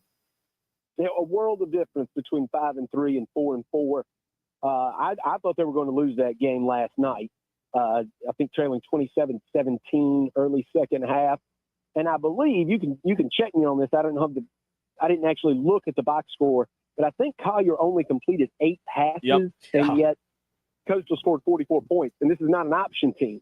This is not a team with a big time run game. Just a funky game. Marshall turned it over, as you mentioned, 4 times straight, or 4 straight possessions in the second half. And Coastal had already shot themselves in the foot. Collier's second or third pass was a pick 6 going the other way. So they were in a hole early. Weird game, which I guess you're going to have if you're playing in Conway on a Thursday night in glow-in-the-dark jersey. So what could we expect? But, yeah, the vibe's much better. Tim Beck has taken a lot of criticism online, and there is quite a fan base down here. I don't mean to say, this is the 3rd FBS program in the state of South Carolina. It's got a following. It's getting like, more like App State and Georgia Southern and some of those, and ECU, some of those teams that are FBS but not Power 4 here in the South that have a real following. They've got one. And they've actually been very critical of Tim Beck. He's turning it around. What else? As you said, 4-1. You're 4-1 in conference play. You're just gonna have to hold. If you're not for Tim Beck right now, you're just gonna have to hold it and wait because he's winning football games. Hey, Smitty, my last question for you. You brought up divisions a few minutes ago. When it comes to South Carolina, what they've done, you've seen what they have talent-wise. I'm looking at their schedule right now. Vandy lost, Missouri lost, Kentucky win, LSU lost, Oklahoma, Alabama lost. You brought up the divisions in the SEC. Hypothetical, if the Gamecocks were still in a division conference where they had the East and the West, what would South Carolina's results be? What would their record be if they were still in the SEC East as old? Oh, I don't know. That Vanderbilt loss obviously hurts them. Sure. And they would have gotten the win over Kentucky. Toss up with Florida because Florida's a different team every week. That's a capable, talented group, but you never know what you're going to get. And now we really don't know what we're going to get now that Napier's no longer there. I don't know. And Georgia is not normal. So I don't know what their record would be. I do think they got a very difficult draw this year, especially because these all came consecutively, which has hurt. You really need an ebb and flow in a season, right? What we just saw from Miami in the ACC is they took a loss against Louisville, but then they turned around and they got Samford. Well, South Carolina has not had that. It's not like they've had, they have a difficult game against Oklahoma. Oh, and here you go. Here comes Alabama to town. Okay, and then what's the next? Oh, you don't get that one done. What's next? Well, it's Ole Miss on the road. So it's just been that kind of year. So what would their record be? I don't know, but it'd probably be better in the old division format. They'd have a shot against Tennessee. They'd have a shot certainly against Florida, whereas the losses to Oklahoma and Alabama really stand out. Smitty, is it a given that both South Carolina and Clemson will be looking for new offensive coordinators next year? I still think both coordinators have a chance to turn this around because I'm always of the belief that the game at the end, the rivalry game, just carries so much weight. And if you go into that and everyone just assumes, okay, well, Garrett Riley's making whatever he's making, $2 million a year, and it hasn't gone the way we thought it would. I think we need to look somewhere else. But then Clemson lights up South Carolina, or vice versa, that Shula is stumbling, but then they do well against Coastal. They pick up that win and say they're playing Clemson for a chance to go to a bowl game, and they light it up. It's hard to fire someone if they have a big game against Clemson / have a big game in the bowl game. Come on, and defeat a Smitty. name opponent. Come on. No, I'm just what are telling we you, doing how here? do you do it? What are we doing? One I- game? We're going to keep a guy because of one win? I'm not. Look what we just had. Look at the top 25 before the year begins. The top 25 before the year begins is populated by teams that made the playoff the year before or won a bowl game and had their quarterback returning. Look how highly Illinois was ranked for that very reason. I'm just telling you, vibe-wise, you just remember when Spencer Rattler beat Clemson? Remember when that happened? He could have run for mayor of Columbia the next day. One game. That's all it can take sometimes to turn all this around. And when I say that they have a chance to turn this around, I don't just mean that. What if South Carolina's offense plays well this week? I don't think they will. But if they do, then Shane Beamer's not going to fire Mike Shula if they have a good game. If Garrett Riley goes out and Clemson, puts up 40 against Duke and 40 against Florida State, Garrett Riley's not getting fired. And but now ask me to predict it. Now ask me to predict what's going to happen. What do I think's going to happen? I think Clemson's going to go out and score 17 against Duke, and I think South Carolina's going to go out and score 14 against Ole Miss, and I think that's going to be a pillow fight at the end of the year, and both these coordinators get fired. But you asked me, is it a foregone conclusion? And I'm just telling you it's not. There's still time to turn it around and save the relationship. I don't think it'll happen. Smitty, you're the best, man. We love you. We appreciate you as always. We'll talk to you next week. All right, my upset pick. I'm sorry. I failed to mention. That's my bad. And I was wrong again last week, but this week I'm going to give you a fun stat. So even if I'm wrong, it's a fun stat that you can mention over beers at the barbecue this weekend. The Miami Hurricanes have not won a game outside the state of Florida in more than a calendar year. The last time they won a game outside the state of Florida, October 19th of last year, they went on the road and beat Louisville, same team that beat them this year, actually, in Hard Rock Stadium. They're on the road at SMU. 10.5 to 12-point favorites, wherever it is. I'm taking SMU because I just don't trust Miami. And I just thought that was a weird enough stat that it caught my attention. And I thought it wouldn't surprise me if Miami goes to Dallas, Texas for the first time in history. First time they're ever playing SMU on the road. They played them once before, but I was in Miami in 1965. First time they go to Dallas, Texas, playing that oil country against SMU on that turf. I could see Miami coming out with just kind of an uneven performance and SMU stealing one. So I'm going with the Mustangs. Smitty, I've got one more wild stat for you. 0-4. The record that teams since 1985 who swept their LCS against teams that went 7 games in their LCS, 0-4, and your Dodgers could make it 0-5. I forgot about that. What are you doing? You're going to run my therapy bills up. I know. And I think the Dodgers are cooked. They look old. They played that 18-inning game, and I think all the old players in the Dodgers, I think they haven't recovered.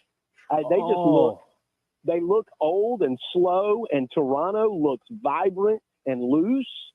And, Toronto either wins this one or wins Game 7. I believe it. I hate to say it. But the Dodgers have to get a little bit younger. I love my guys, but they got to get younger next year. Everybody just thinks, there's no way this team loses 3 in a row, right? Hammer BTH on the Dodgers tonight, Smitty. We'll see what happens. Have fun tonight. Oh, and one love, Big Kev, TA, everybody in the upstate. You've got a great listenership up there, and I miss them all. We do. You're Thanks, the best. Smitty. You're the best. Diesel, Thanks. we have to conclude. This is important stuff here. We've got to conclude our Halloween candy bracket challenge. We knocked out the first couple of rounds yesterday. Is that right? We've got to put a bow on this thing. We're going to decide which Halloween candy that was nominated by you Tolos, which one wins it all, which one gets the crown. That's next.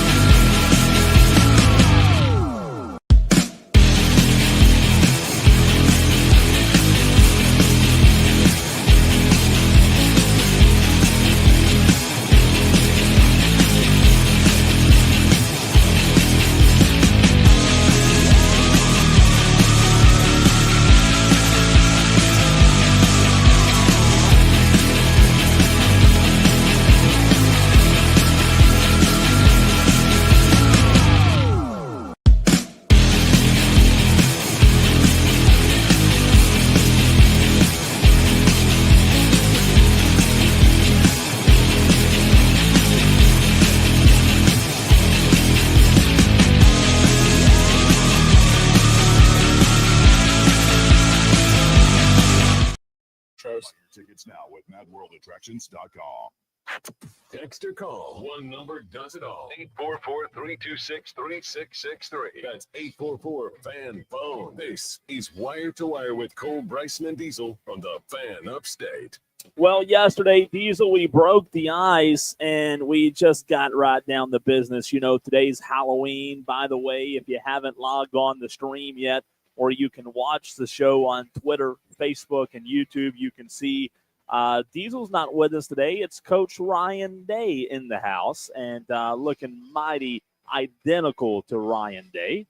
Got to get those Buckeyes this year. My job depends on it. That's right. I like it. I like it a lot. But we yesterday started the bracket challenge, the most important conversation to be had on the show today, with it being Halloween, our bracket challenge with the best Halloween candy that was nominated by the Tolos. And Diesel, I've got the text line pulled up, and I will get my counting fingers ready. I might even take my shoes off because I know the votes are about to come in. We've got to decide what the best Halloween candy is. That's it. Don't get mad if the candy you like isn't on this list because, well, if it's not on the list, it means you didn't nominate it. You weren't here when it was time. So the list is what the list is, Cole. And in the 1 versus 9 matchup, okay, we're in a 12-team single elimination tournament, just like the college football playoff. Butterfinger versus Nestle Crunch. It's time for Tolos to text in 844-FAN-PHONE to tell us what's better, Butterfinger or Nestle Crunch. And if I'm not mistaken, Bill Bender was the one who nominated the Butterfingers, which national guest. Yeah, I love that, by the way. I am a Butterfinger kind of guy. Give me the Butterfingers.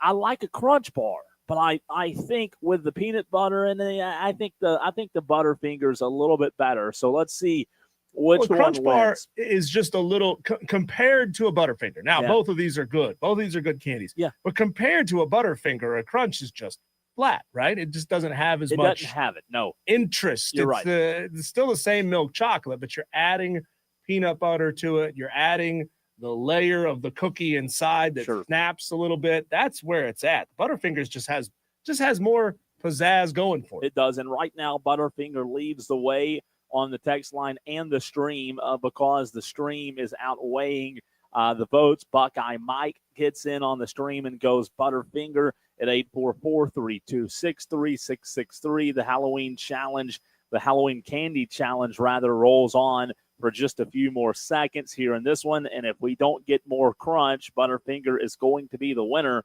Diesel, who would your vote go to for this one? Oh, Butterfinger. Hands down. Hands down, Butterfinger. 844-326-3663. Yep. Texters, text in and tell us which is your favorite Halloween candy. This is the 1-9 matchup in our bracket. The 1-9. The Butterfinger was the 1? Correct. Yeah. And I think you look at teams who are the 1 playing the 9 most of the time. Diesel, most of the time, the 1 wins. And as of right now, we've got a tight race. One more just came in for Butterfinger. We're going to go 10 seconds on this. 9, 8, 7, 6, 5. Just a few more seconds before it closes. Tolos, you got to be quick if you want to get in on this bracket challenge, Diesel. Butterfinger is our winner. It advances to the next round. All right. That's it's going to be hard for anybody to beat a Butterfinger because a Butterfinger is just it's a classic candy. It is good. It's hard to beat it. It's GOAT level. It was a 1 seed for a reason. Okay, Tolos, now's your chance to get in on the 4 versus 5 matchup. And this is one of those tough ones. I don't know how to answer this question because I love both of these candies, but Tolos, text in 844-FAN-PHONE. Tell us which is better, Twix or Baby Ruth. Ooh. Twix or Baby Ruth. Ooh, this one's an interesting one, Diesel. Tough matchup. Twix or Baby Ruth in the Halloween candy bracket challenge. Remember, Baby Ruth was named after one of our American president's daughters. Yeah. And Baby Twix Ruth was named after Diesel's third cousin who lives in Montreal, right? Is that what you told me yesterday? Exactly. How would you, let me ask you this real quick. How would you describe, I can't remember the last time I had a Baby Ruth. When you bite into a Baby Ruth, how do you describe it? Like, what is it? It is peanut forward. It is peanut forward. Okay. A lot of peanut in a Baby Ruth bar because it's on the outside. It's coated on the outside of a Baby Ruth candy bar. Okay. And so you've got the filling, and then you've got a thin layer of chocolate on top of that, and then large peanuts with chocolate coated on top of that. That sounds good. Sounds good. It is it's a pretty substantial candy. Sure. Truthfully, it's a much more probably healthier than most just because it's less chocolate, more peanut than other candies. It's a close race right now. Again, the one no, here we go. It's a close one, man. This one's going to be close. The votes on the stream might be the deciding factor, but I'm counting them up right now in terms of Baby Ruth versus Twix. Twix is the caramel, right? Twix is that thin kind of finger-like bar, candy. It's caramel. Yeah. It's got a little soft cookie in the bottom, little layer of caramel on top, and it's coated with chocolate. Eric Hines texted in, and I guess they're buddies because he's wanting me to read this, and I will because it's funny.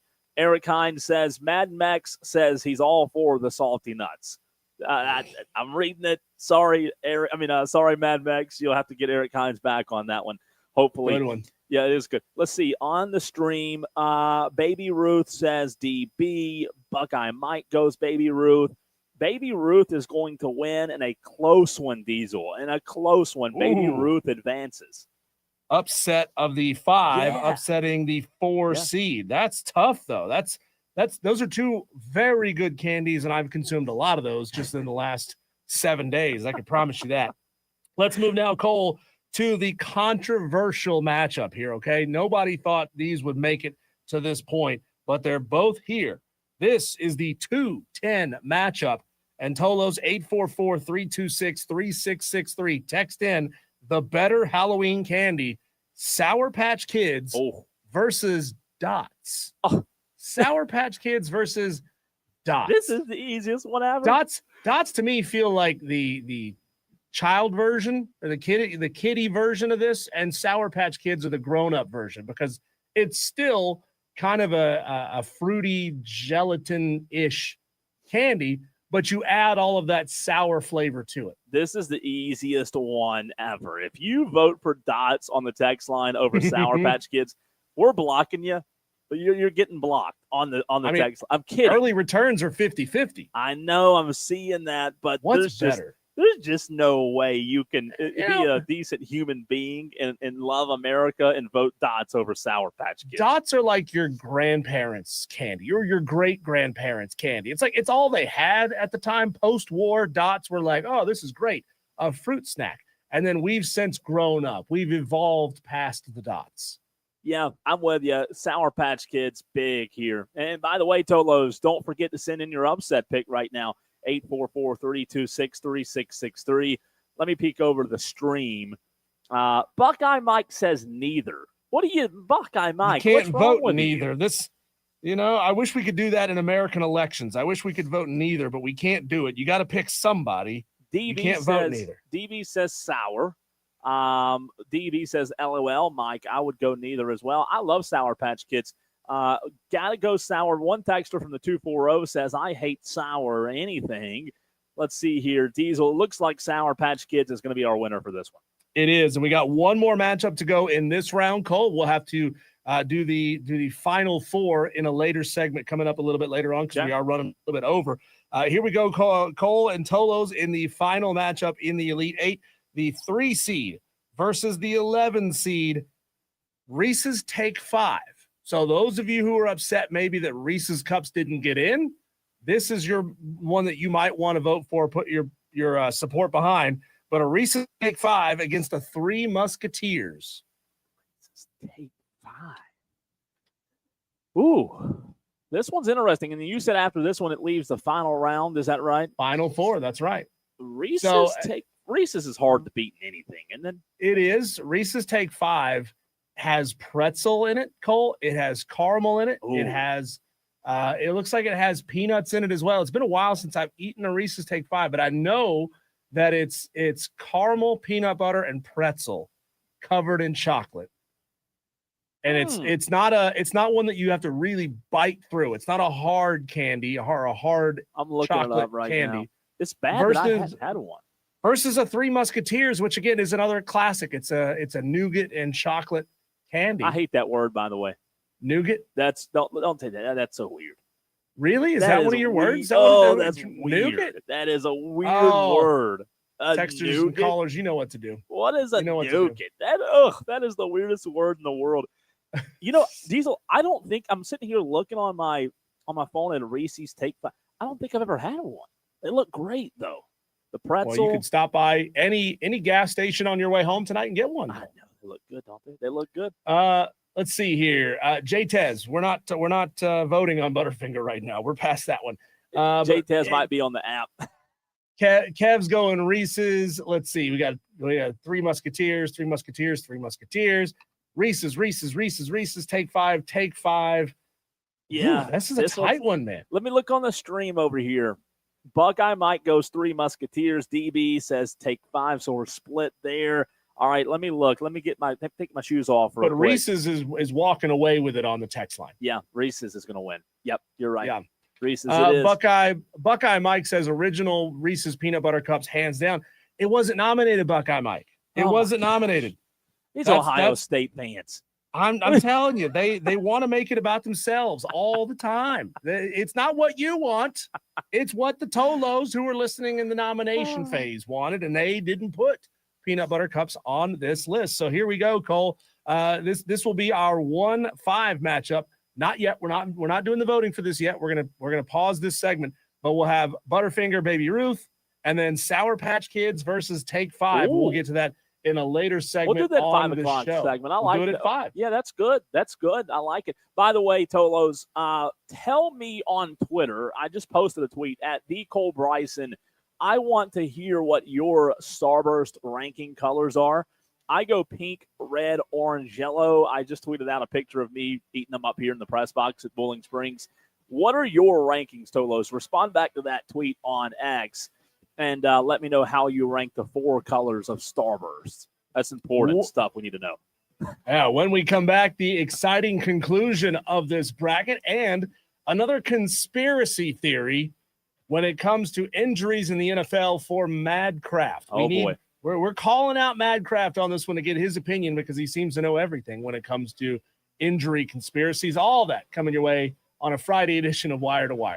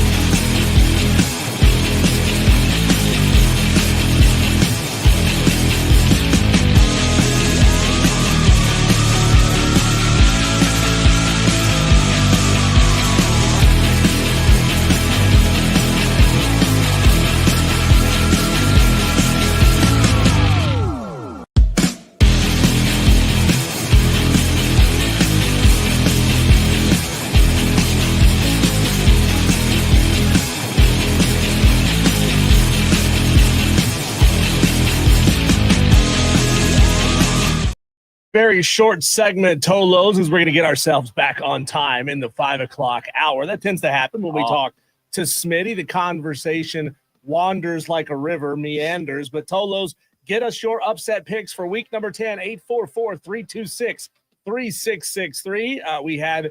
We had Dave Mosley, the leader in the clubhouse, get his pick in a little bit earlier, Cole. And Dave Mosley has gone with Miami at SMU plus 10.5. Smitty threw his weight behind that game as well. So interesting I take. did look at that one. Yeah. For the record, I don't know if it happens, but Miami, like we talked about, we've said it a million times, they're suspect to this. It just happens, doesn't it? Buckeye Mike Cole asked me, Coach Day, how many times have you heard OH today? I said 1 to 4 times. Oh, wait, that's my record against Michigan.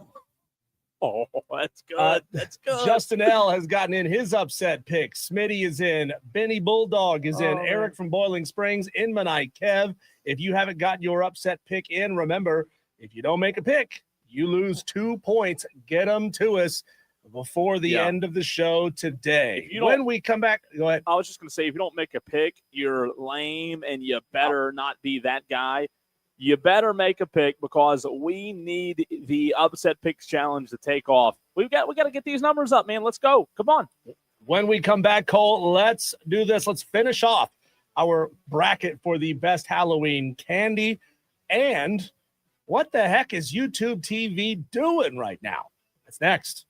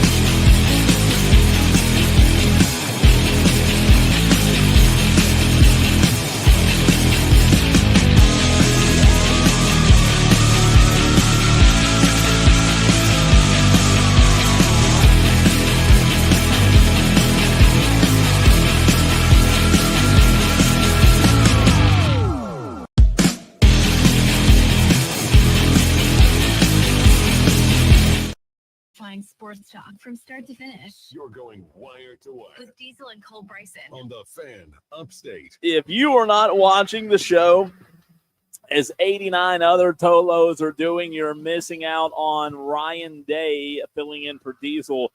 Maybe the best Halloween costume I've seen today, maybe because it's the only Halloween costume I've seen today. So 1 for 1 there, but very well done. I love, hey, get the box again, Diesel. I love the box. Is that what that is? Is that a box of just for men? It's a just for men box. I go through 3 of these a day. That is got to keep the beard black as coal, even though I'm a man in my late 40s, early 50s. I've got to keep the beard looking black and looking solid. Black as who? Black as night. So this is just for men. This is Coach's Edition, extra strength.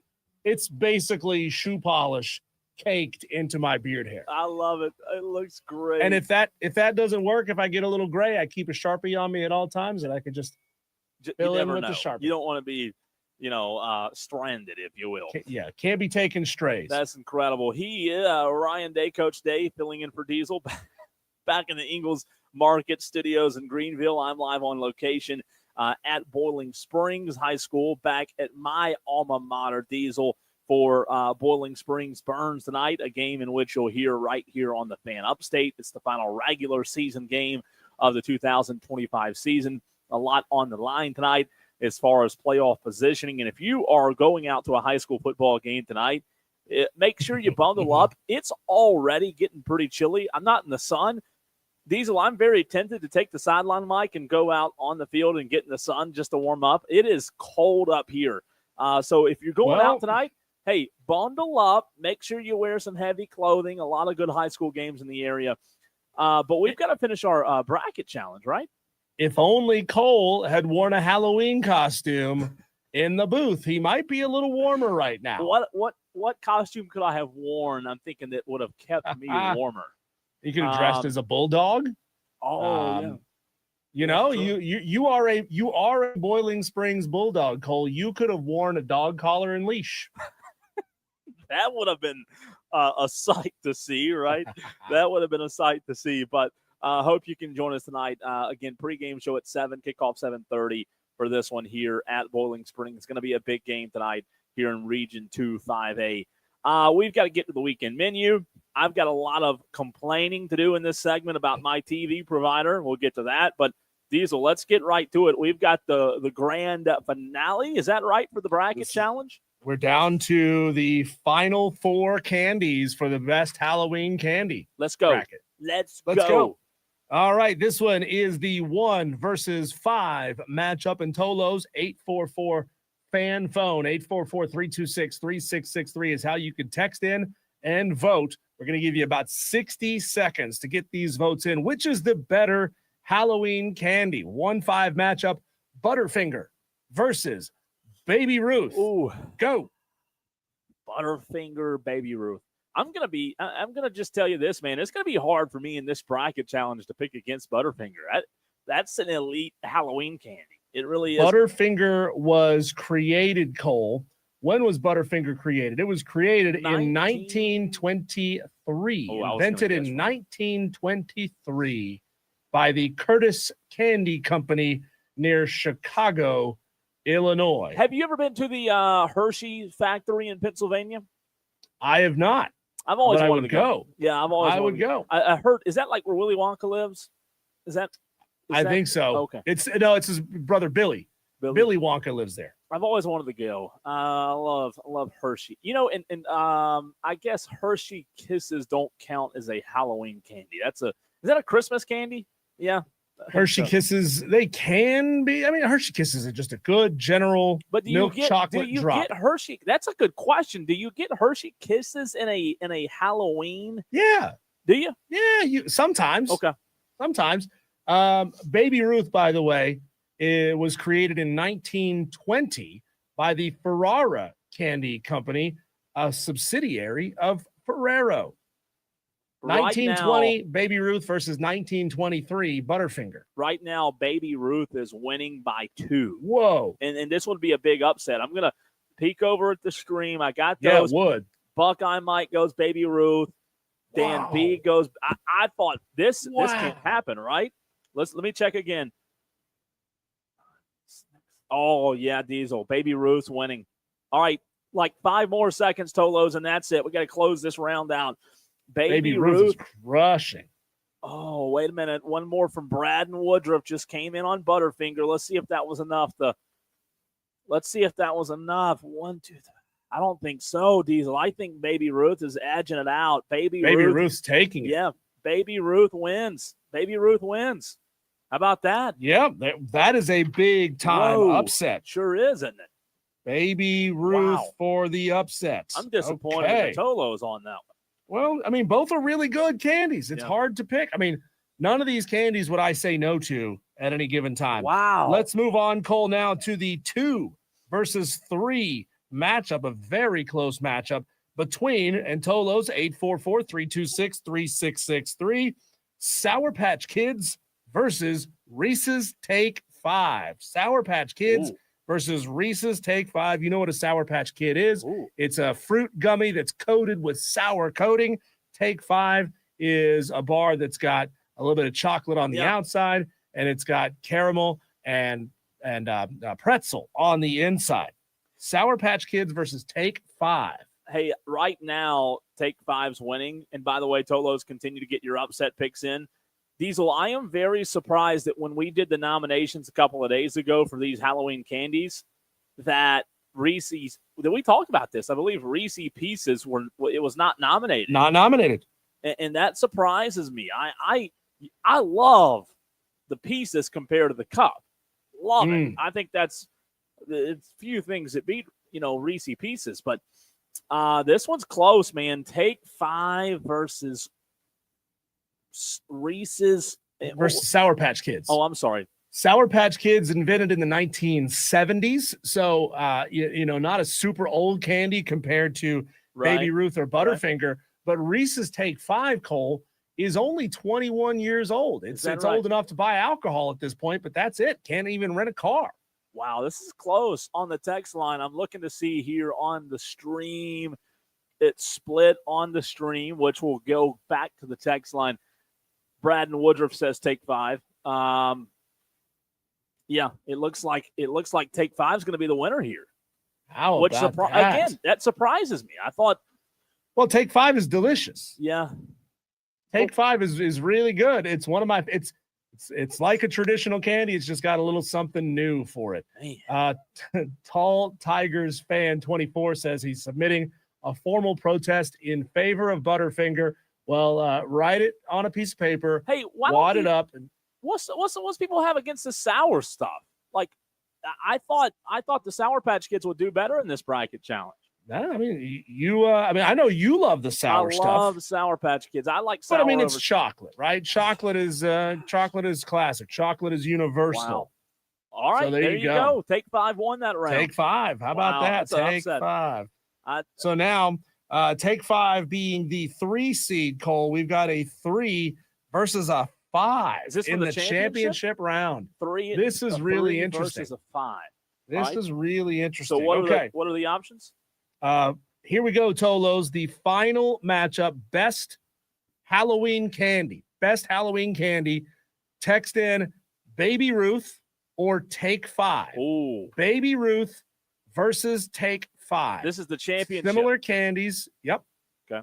Championship matchup, Baby Ruth versus Take 5. I just can't tell you the last time I had a Baby Ruth. So I don't know. And again, they're everywhere though. Baby Ruth is available everywhere. I know, but I just I don't eat a lot of. Like I said, I like the sour stuff better. I would, and again, I said a minute ago, I can't remember having a Take 5. I looked it up. It looks good, but I'd probably go Take 5. What about you? I would go Take 5 as well. I do love a Baby Ruth because I love peanuts, but I like that. I like that pretzel crunch in a Take 5 just a little bit better. Yeah. I don't want to have to work. I don't always want to have to work for my candy, for my treat. And a Baby Ruth is a little bit dense. You got to work for it a little bit more. I'm going Take 5 What are the Tolos saying? Buckeye Mike on the stream went Baby Ruth. Dan B went Baby Ruth. Kenny and Union went Baby Ruth. Brad and Woodruff going take 5. It looks like I'm counting right now. Oh, boy, this is close. Oh, man, we're going to have to call this thing off in a second because the text lines. Texter says, I can't get the image of an unwrapped Baby Ruth in a pool out of my mind. Oh, that's awful. That Tolo just recently watched Caddyshack. Is that what it was? Yeah, no big deal. All right, so I'm counting. I've got one. I might have to take my shoes off here, just FYI. Yep. Baby Ruth. Let's see. I think the first text after Eric B's formal protest was the first vote in this final round. Gotcha. By the way, Eric, I'm with you. I don't know how Butterfinger got slouched, man. Diesel? I got 8 for Baby Ruth. Yeah. All right. You said 8 for take 5. Oh man, this one's close. Did you count the ones on the stream as well? Yes, I did. It's close. I'm counting after Eric B. I don't think take 5 got it. I don't think they did. No. I think Baby Ruth wins it. That is unbelievable. I think Baby Ruth wins it. How about that? Baby Ruth is your champion. The best Halloween candy. I just don't know about that. Baby Ruth, the best Halloween. Hey, the Tolos picked it though. It's a classic though. Wow. It's a classic. That is that's not my go-to. I don't even think that would be in my top 5. Surprising. Wait a second. Todd. What I really liked about this whole challenge, Cole, is that we had candies from all over the spectrum. We had chocolate-based candies, we had fruit-based candies, we had candies with pretzel in it, we had classics, we had stuff from the 20s, the 70s. Some of these items were newer than that. Yeah. And then somebody nominated Toblerone, which is a Christmas chocolate. Toblerone is a Christmas chocolate. What are we even doing here? I've never gotten a Toblerone in a Halloween candy basket. No, I'm with you on that. I asked Todd next door. He's on the Bowling Springs radio crew, and I asked him about Baby Ruth. He said, "Man, I don't know. I'm surprised this Baby Ruth won. I really am. Well, I am shocked. It's a classic. It's to me, a Baby Ruth is like it's like a Snickers on steroids. Okay. You take the peanuts in a Snickers and you blow it up and make it the focal point of the candy bar. And that's what a Baby Ruth is. Wow. Congratulations, Tolos. You've ruined another bracket chat. I'm kidding. You did good. You picked Baby Ruth. Whatever. Just don't pout. I'm going to Don't pout because your candy didn't win, Cole. That's not how we do things here. Sour Patch Kids and the Butterfinger. I'm going to pout about Texter those says two. It's rigged. It's rigged. It's rigged. I like it, Texter. Diesel, let's get into this. The biggest complaint that I have seen over the past few hours. This broke sometime yesterday evening, I believe.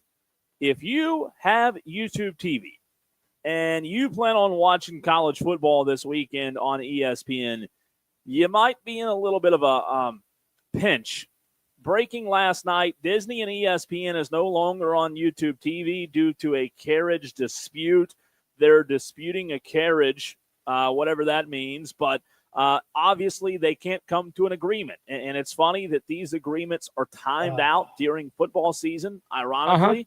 They do that on purpose. They do it on purpose. You're right. And maybe this thing comes to fruition here in the next, 12 hours and everything's A-okay. But do you realize, Diesel, how many people across America have made the switch to YouTube TV and will be impacted by this? This is catastrophic. We can't allow this to happen.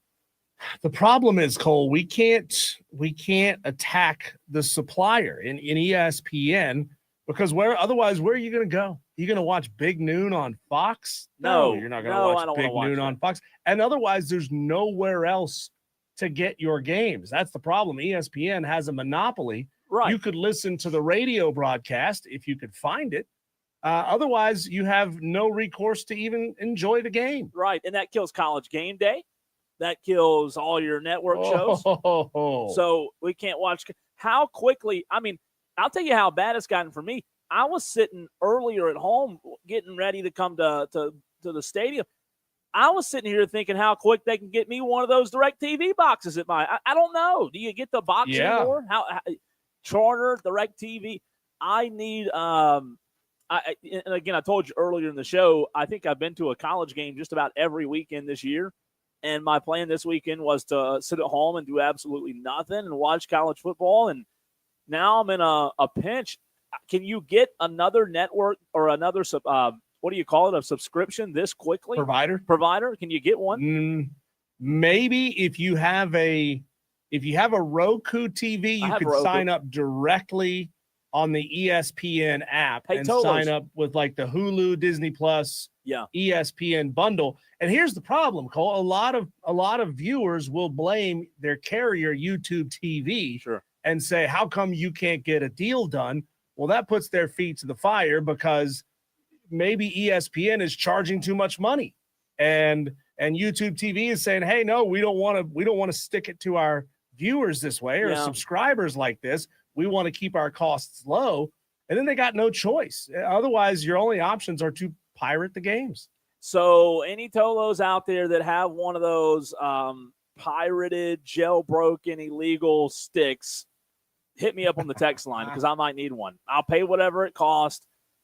I really did, all kidding aside. I had a buddy a couple of months ago who tried to sell me on one of those, Diesel, and he was like, hey, there's this guy that lives in Chesney that's selling these jailbroken sticks. And I'm like, I don't need one. I've got YouTube TV. But now I kind of, I'm with my pants down now and YouTube TV not. I think it's time we start looking for the illegal jailbroken. I know that's not something you should say on the radio, but what are we going to do tomorrow? How do you watch college game day? I'm picturing Cole Bryson wandering around Boiling Springs, South Carolina this evening, going into seedy back alleys and saying, hey, you got one of those jailbroken fire sticks? I know. So I guess now sports bars will be packed tomorrow, right? Restaurants with TVs will be packed tomorrow because I don't know if you can find how many people across America are subscribed to YouTube TV, but I would imagine. Dan B messaged in earlier and said that have over 10 million YouTube TV subscribers. He said 10 million? Yep. Oh, my word. And I'm reading data now as of April in 2025. YouTube TV in April, Diesel had over 9.4 million subscribers. Ooh. And listen to this. Here's what's crazier. Diesel, of those 9.4 million, all of them were in the United States. This is just United States data here. So you take 9.4 million, and then you take out, a million, probably 500,000 of those people who go to the library that don't watch college football, right? And you're left with still millions of people. That's awful, man. I don't know what the deal is tomorrow, what the game plan is for YouTube TV and ESPN, but this is a time crunch all of a sudden to see if they can get a deal done between now and what time's game day? 9 o'clock? 9 a.m. This is not good. Do you think they get a deal done if you had to predict? I think they will. I think whoever is holding this thing up is going to cave at the last minute because they understand how upset their subscribers are going to be. And I think it's going to have to be YouTube TV. That's the way it always goes, right? Yeah. It was Spectrum. They had their dispute with ESPN, Disney, and then it was Time Warner, and they had their dispute. Now it's YouTube TV. And if I'm not mistaken, this happened not long ago with YouTube TV and ESPN. At least I can remember something like this happening, but I think they got it resolved pretty quickly. John Dog on the text line says $100 they make a deal tonight. And John Dog, I hope you're right. I think America and the tens of millions of people out there that have YouTube TV, hope you're right. But I just don't know ultimately who, to your point, Diesel, who's willing to budge here. But here's the question. If YouTube TV budges, does that mean our subscription cost goes up again?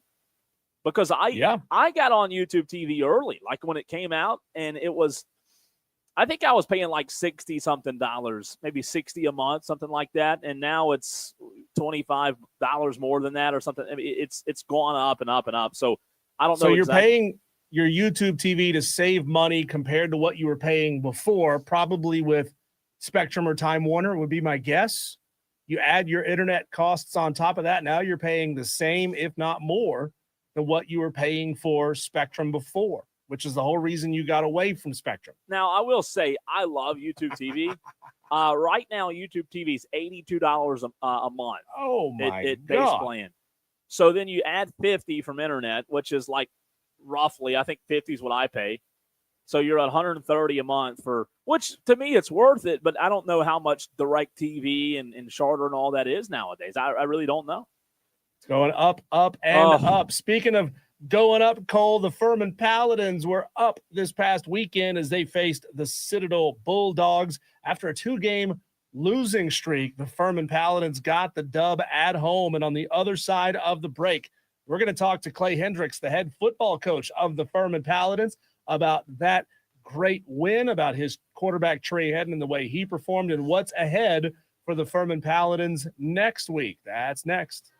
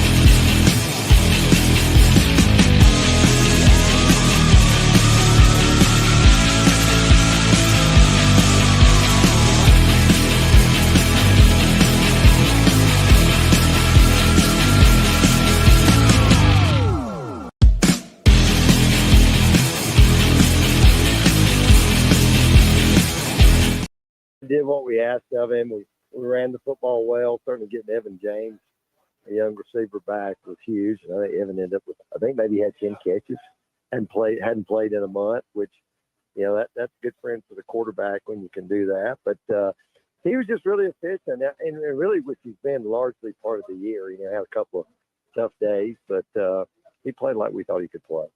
Coach, man, for those that weren't there, the ending, the sequences toward the end of the game, it was a wild finish. For those that weren't able to see, can you walk us through kind of how that game ended right there at the end, a turnover, and you guys able to pull it out?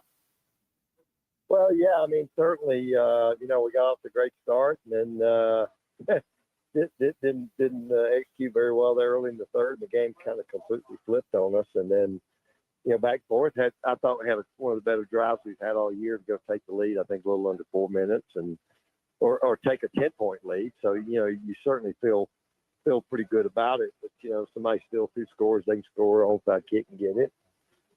You know, made a couple first downs, and then Joshua Stone King seemed to show up again. You know, I knew he wouldn't get as many opportunities because of the nature of what Citadel does offensively, but we got him in some must-throw situations, and for him to get a, you know, kind of strip sack to end it for the defense was pretty fitting. And, you know, and I think offensively, you always want to be able to get in victory formation, but they had 3 timeouts, so we had to make a first down, and two really good runs by Jaquan Smith, and we were able to get victory formation, which is always a good thing.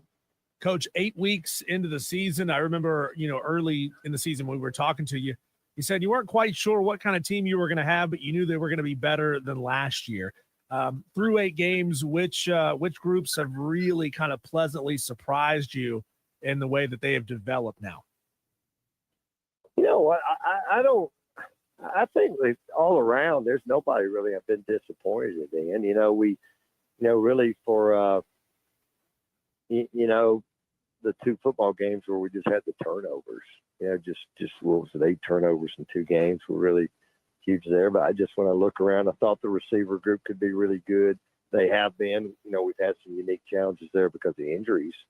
I thought we could be solid in the offensive line room. I thought the running back group, you know, we've, you know, lost 2 guys in that group for the year, and they've still, you know, continued to get better. And again, I think we're continuing to get better there. And then defensively, there's times we played really well in the back half, and, you know, lost one of our best players after game 2,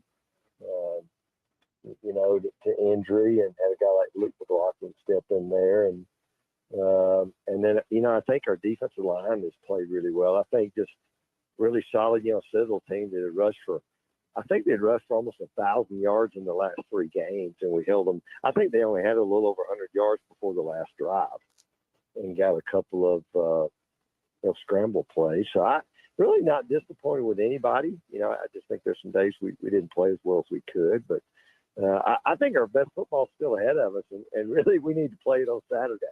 And I don't think there's any reason why we should be able to. Coach, we'll get to Saturday, but the most important conversation, I asked a high school coach this early in the week. We carry Burns here on the station, and I interview the Burns head coach on Wednesdays for the pregame show. And I'll ask you the same question I asked him, with you guys playing on the day after Halloween, November the 1st, this Saturday. If Clay Hendricks gets a victory Halloween candy of his choice, what is that candy going to be? That's an easy one. It's peanut M&M. Ooh, nice. So, Nice pick, yeah. Coach. I like that. I mean, are you opposed to regular M&Ms, or you just like the peanut way better? No, I'm not opposed, but Okay. but I do prefer peanut M&M more so. Good to know. That's fair, Coach. I want to ask you sort of a big picture question, not specifically about you and about Furman, but just big picture. You know, what criticism that fans usually direct towards coaches do you think is maybe kind of the lowest hanging fruit, the most misguided, or the most unfair from fans who maybe don't necessarily have a strong grip on the game and what coaches actually do? Wow, that's Big question. That could go in all kinds of directions. Yeah, I don't know. You know, it's just, you know, we do this for a living, you know, and if you truly understand how much time goes into preparation, you know, to play a football game, And, you've always heard the old saying that it is hard to win a football game. And that is so true. There's just so much that goes into it, preparation. And, in our sport, we play once a week. We only get to play, kind of 12 games is what you think about for an entire year. We're not a basketball. I don't know what basketball probably plays now, 30 to 35 games. So much. Those games are so meaningful, when it doesn't go well, we'll play again in 2 days. Well, it doesn't work that way. And I just think maybe not understand the amount of prep that goes into it. And next thing you know, you lose a player, the second play of the game, or they come out and completely change everything they've done, up into that time. So the adjustments and all that have to be made. And, I think that, and I think people that think you don't play the best, who you think are the best people. I tell our players this every year. I said, look, we don't talk much. I've never coached with a guy. I've been doing this 40 years. I've never coached with a guy who didn't play who he thought was the best player. I said, that doesn't mean he was right. But he does that. It's not rec league where some guy that's coaching team's going to play his kid who's probably the third best guy at quarterback, but he's going to play quarterback. That's just not how it works, and but just the amount of time that is spent preparing, the effect it has on everybody. And the wins are great, and I've learned to enjoy them. And the losses are really tough, and it's kind of what you can learn from it and what you can do to move on. But, that whole topic, you can go in all directions. Coach, can you talk about Jaquan Smith for a few minutes, just the story of his and the performance on Saturday, the redshirt junior scoring twice against the Citadel, the same team he tore his knee up in 2 years ago, didn't play last year, didn't get to play in spring or participate in spring practice this year. And for him to come back and be able to get 2 this year against the Citadel and have a good season so far this year, just talk about Jaquan Smith and how you've seen him kind of endure his time having to recover from his injury and then what he's done in 2025. Well, I'll say this about Jaquan. Jaquan played for a guy named Tommy Jones. Tommy Jones played for me. I coached Tommy here when Tommy's when I was coaching the offensive line down in Atlanta. And you got those coaches that, man, when they tell you something about a kid, you're like, yeah, okay. If he told me that, then that you truly got a lot of faith. But, Jaquan came here, obviously, you can tell he's going to be a good player. And I remember that day 2 years ago, playing Citadel, and it was late in the game. We kind of had the game under control, and he was a younger guy at that time. And I don't know, he got kind of stood up in the pie. I just thought it was kind of an unnecessary hit that he took, and you knew it was bad. And I think he had 3 different surgeries. To think of a knee injury, we've had several that have had 2 surgeries to kind of. I think he had at least 3 surgeries. And, I mean, literally, I just don't know if he ever thought he was going to play again. He played running back, so if he was an offensive lineman or somebody, that wasn't going to be cutting and doing certain things he was going to do. And, he just went to work. The greatest thing I say about Jaquan, he's a really bright kid, wants to go to med school. He has an incredible spirit about him. His faith is incredibly important to him. He shares it regularly. In fact, it wasn't 40 minutes ago. We were on the field. And they have a little group that meets every Thursday after practice in the weight room. They have pizza, and it's Pizza with Jesus. It's a little devotional time, and he's one of the guys that leads it. And he stepped up and mentioned our team. But it's just, I think his incredible faith is really kind of what helped pull him through. But he's that guy that's a blessing to anybody that's around him. And I'll say this. We have our captains, and then I pick a kind of I don't know if it's the performance captain of the week, but we pick another guy to go out there each week, and he was the guy I picked last week. And after I decided I was going to do it, it hit me kind of this happened 2 years ago in this game in our stadium, and that wasn't why I did it. And then after I did it, I didn't really want to bring that up. I just.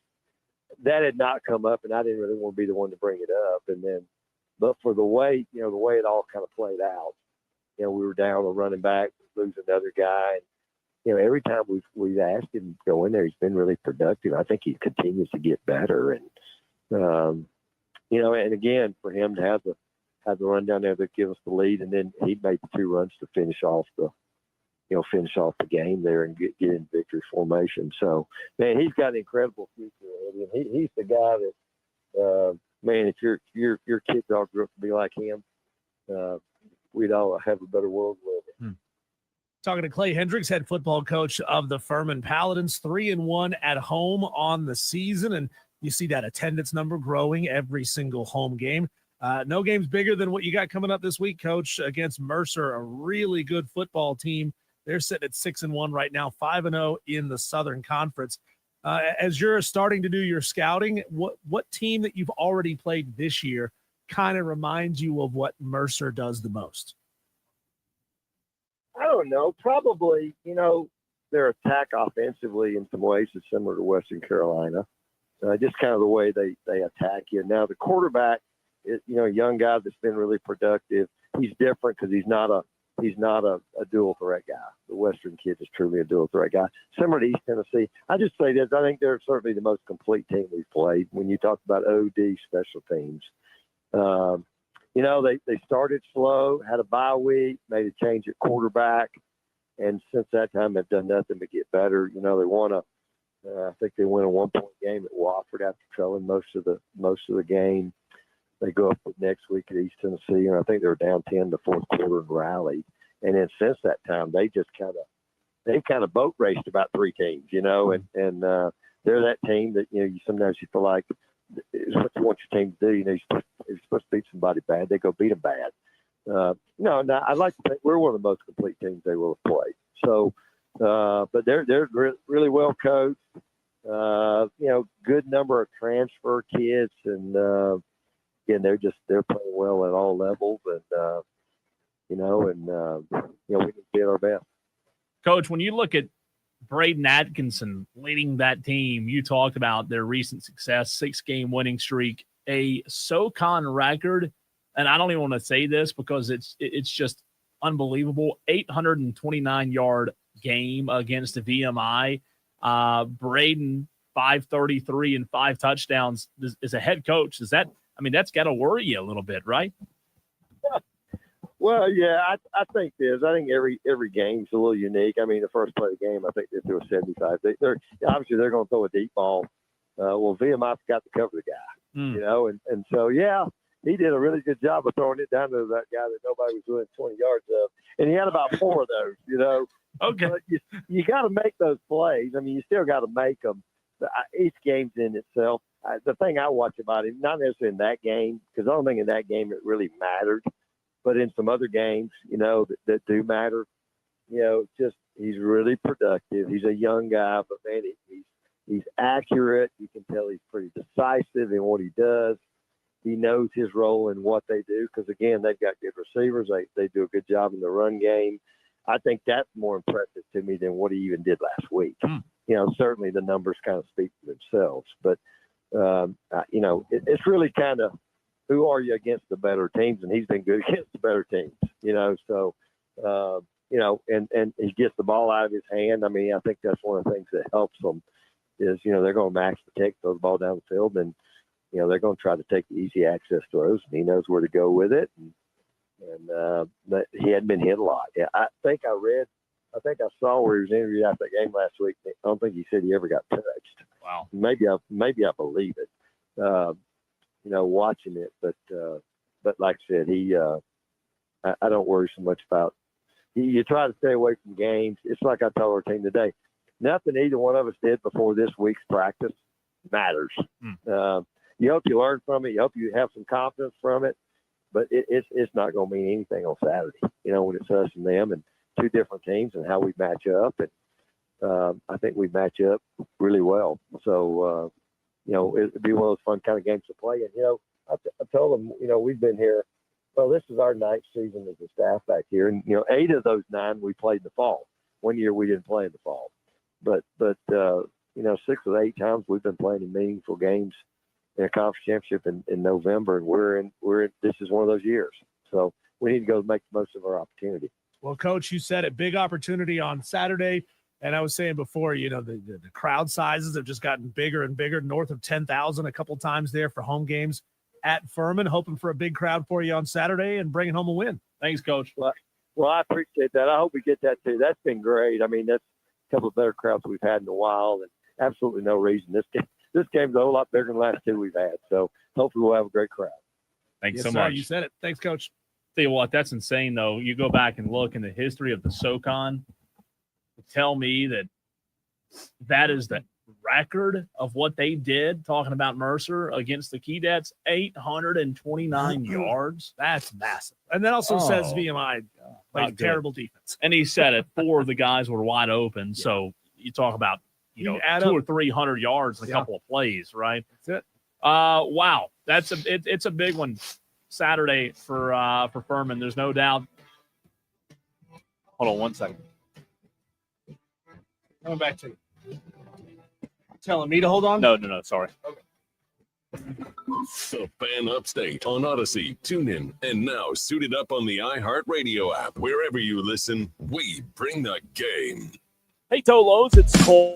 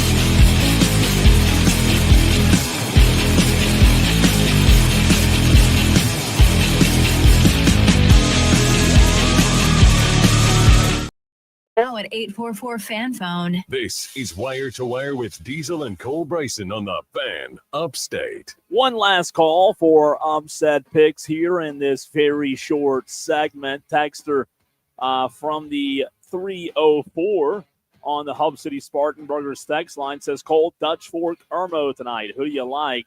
And I responded back, Diesel, by saying it's hard to pick against Tom Knotts and Dutch Fork, but I saw Irmo earlier this year in week 1. They're good. I kind of like Irmo tonight. That's, by the way, Diesel, the biggest game in the state tonight. Dutch Fork, Irmo. It's at Irmo, and that'll decide how the top 2 seeds finish, whether it's Dorman 1, Dutch Fork 2, or vice versa.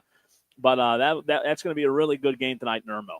What have you got as the biggest game specifically here in the upstate? There's a lot of good ones tonight. I do look at Region 2 5A, and you know, a lot of people think Diesel, it's wrapped up. But if you're a Gaffney fan tonight, you're all of a sudden the biggest Eastside Eagles fan in the world, because if you somehow, some way could see Eastside pulling the upset, which I don't see happening, by the way, over Dorman, Gaffney would be the region champion. And then obviously this one here tonight, big as well for playoff positioning on the line. Both teams trying to end the season on a high note, if you will.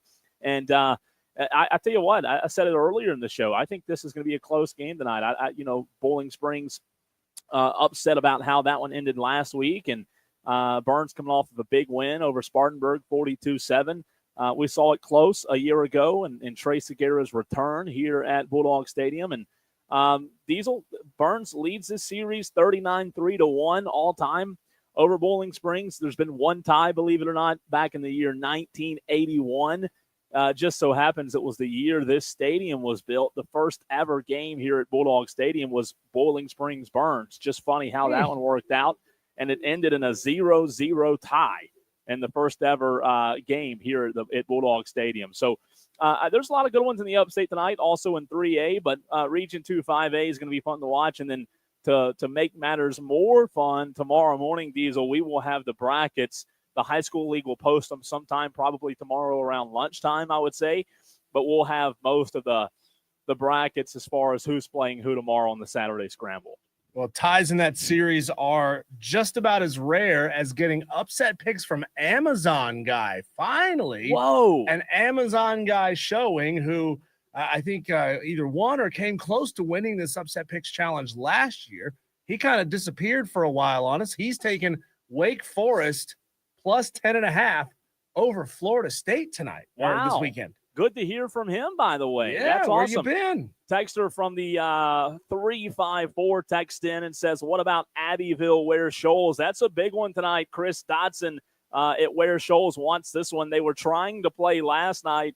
This is a big game. It's so big they had to move Halloween from tonight to last night in Ware Shoals, downtown Ware Shoals. Football is so big there, they move Halloween, not a football game. But Abbeville's lost 2 this year. Ware Shoals is undefeated. Again, Chris Dodson's done a good job with that program. I think Abbeville wins tonight, but, man, Ware Shoals is a tough out. I think that's going to be a really good football game tonight, Texter.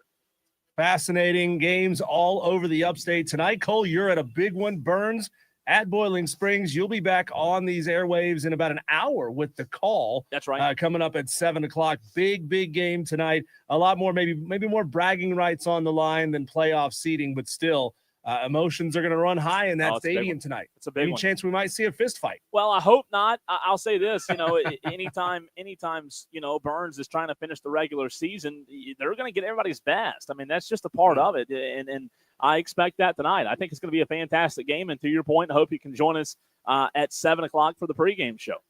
Going to be a fun one. When we come back, let's hear from the Duke play-by-play voice.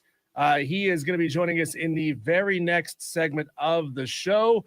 You'll have Behind Enemy Lines with David Shumate of the Duke Blue Devils radio call next.